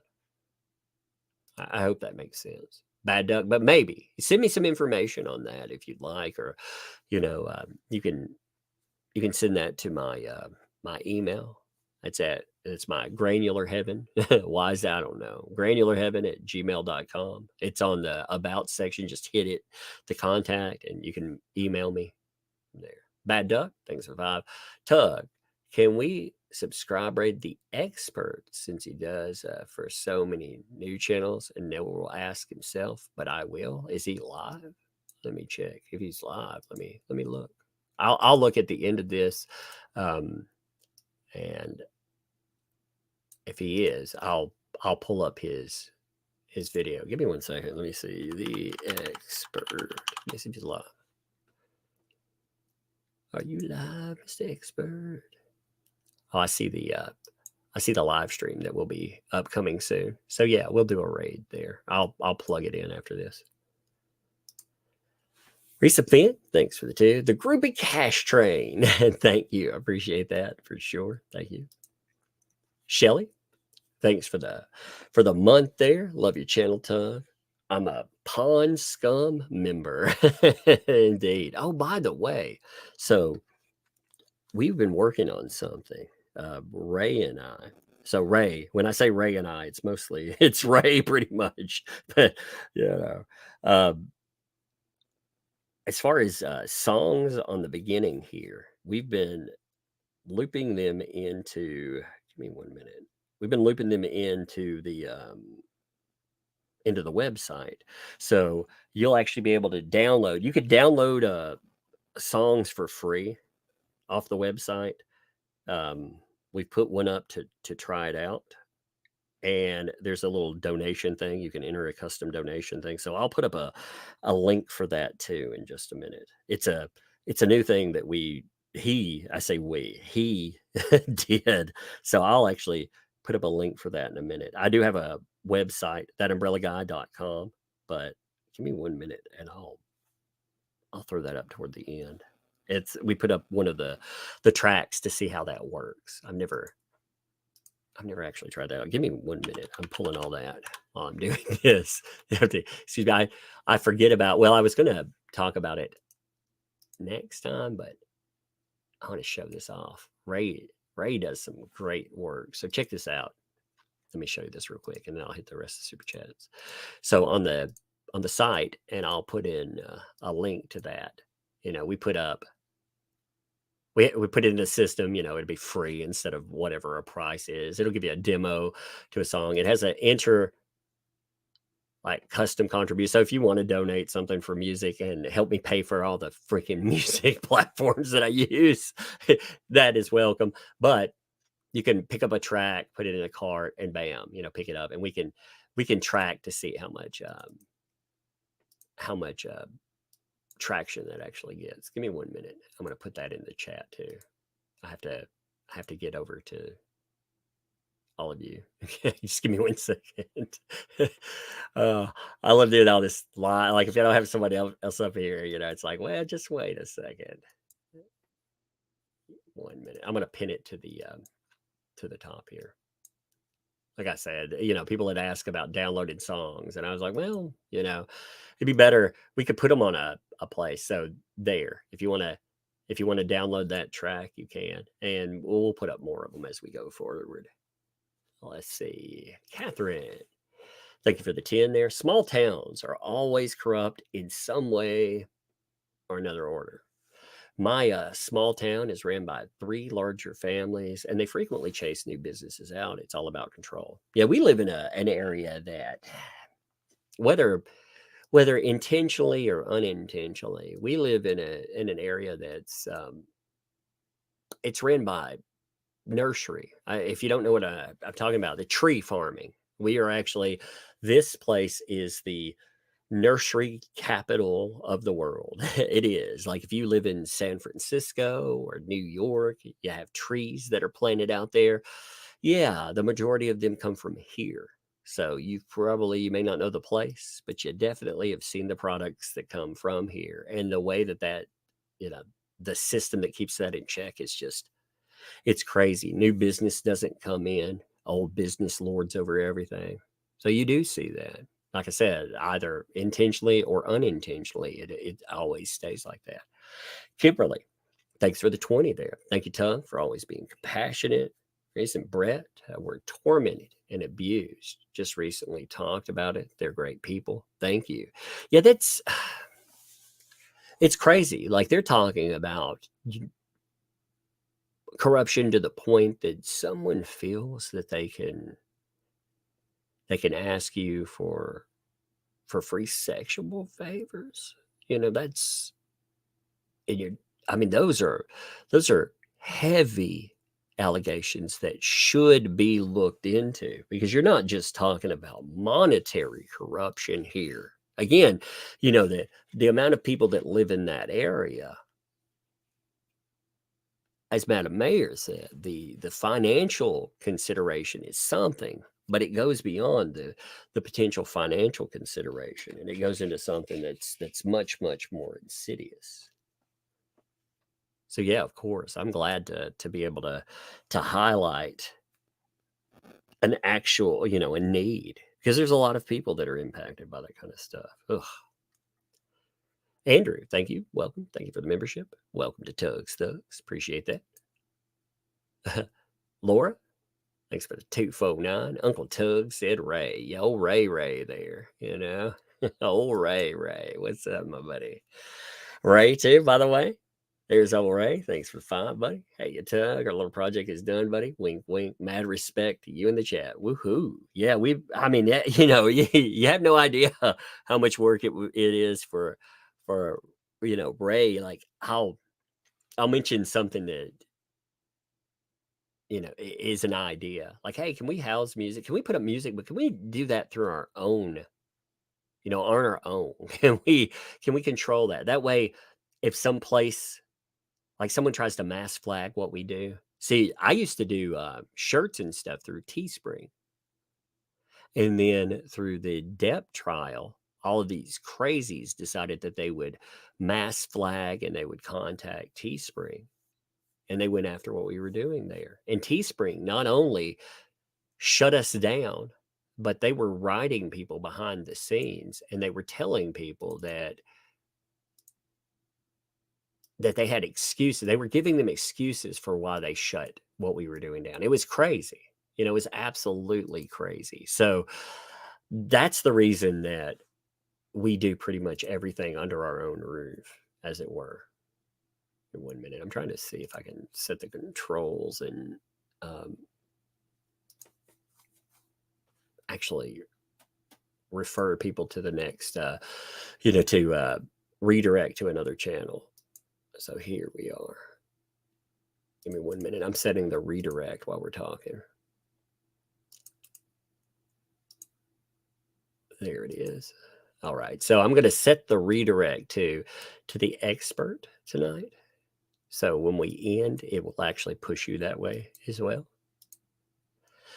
Patrick, thanks for the 20 tug. I want to thank you as well as LawTube for bringing attention to the Hale situation.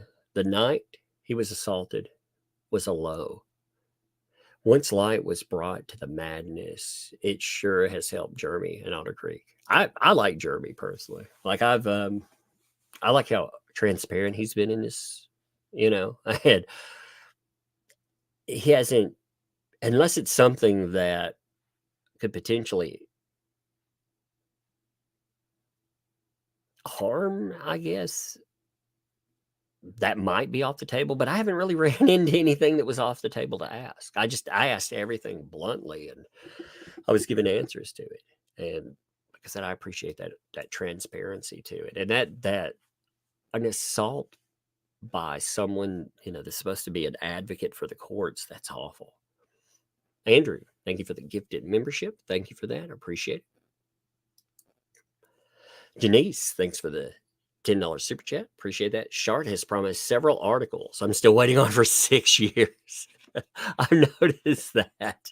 I notice it's always stay tuned, stay tuned, stay tuned. I'm like, I'm stay tuned, I'm still waiting. Andrew, thank you also for the $3 super sticker. I saw it roll through. Thank you. I appreciate that. Rhode Island lady, thanks for the 10. Love you, Tug. You don't show your face, but your caring heart shows. Thank you for what you do. I appreciate that. Yeah, the face thing is not it's not really about identity, although it does have benefits. I don't have to worry about being on the camera and watching what I'm doing. I can sit around in like boxer shorts, do whatever I want. I don't have to worry about it. But I want you to focus on what we're talking about. And that's one of the things I appreciate too. It's difficult for channels like this, where you don't have something that people fixate on the whole time to succeed. And y'all have made that. So thank you. Also, Chance, thank you for the 20 there. Give me a drink 1 second. It's always with how Reese handled town hall meetings. Russ and Don would say things to start a fight. But she would just say, yeah, okay, we're moving to the next item. Deny them the satisfaction of the fight. Yes, and deny them retaliation. That's one of the things too. There are moments when fights are unavoidable. There are moments where you have to pick a battle too. But when you choose those battles, especially we're talking about like in a town hall meeting. I mean, that's an important lesson. People need to choose their battles and choose them well. All right. So I think we're caught up there. Maybe we'll do a song on the way out. And then I'll play the song that's available on the website. Again, it's in the link in the description. Now, again, it's free. Like I said, there's a thing where you can donate if you want, and you can help subsidize the 5 freaking the 5 freaking music makers we're utilizing at the time. But anyway, I'm going to end with the track, and we will, at the end here, it will redirect you over to the expert. So if you go over there, make sure note that it's a tug raid. Have fun with it. All right, but I'm going to song you out of here. Appreciate you.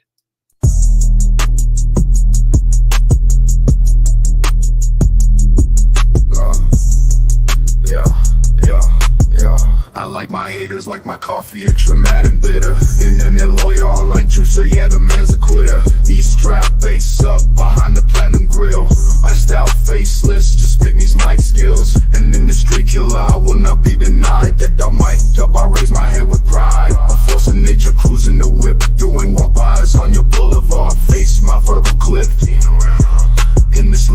live streams, baby, I'm on the road. Got my feet on the media, scraping them up my soles. It's that umbrella guy facing the accusers. Cleated outside 14s, crushing all those losers. It's that umbrella guy, they said we couldn't make it. Never ask permission, just sense our goal and take it. The media buzzwords, they will never save you. Listen and believe is meant to enslave you. Challenging the hypocrites, and baby, I'm on fire. They flash titles like they're royalty, but it's true that I'm a journalist. Scribble nursery rhymes, one in this grill in the basket, with a tisket and a tasket, and their morals in a casket. No morals in a casket. They're always pushing make believe and weaving straw to gold, but I'm sick of all the fairy tales and buying what I'm sold. Strolling into the backyard, taking truth on tour, baby, there is sickness, and that umbrella guy's got the cure. Look, it's that umbrella guy knocking at the door. No more ministry of truth than the plot of 1984. They're dumping all my verbal clips, the case is filled with knowledge. They're on the mic like kindergarten, and I'm taking them to college.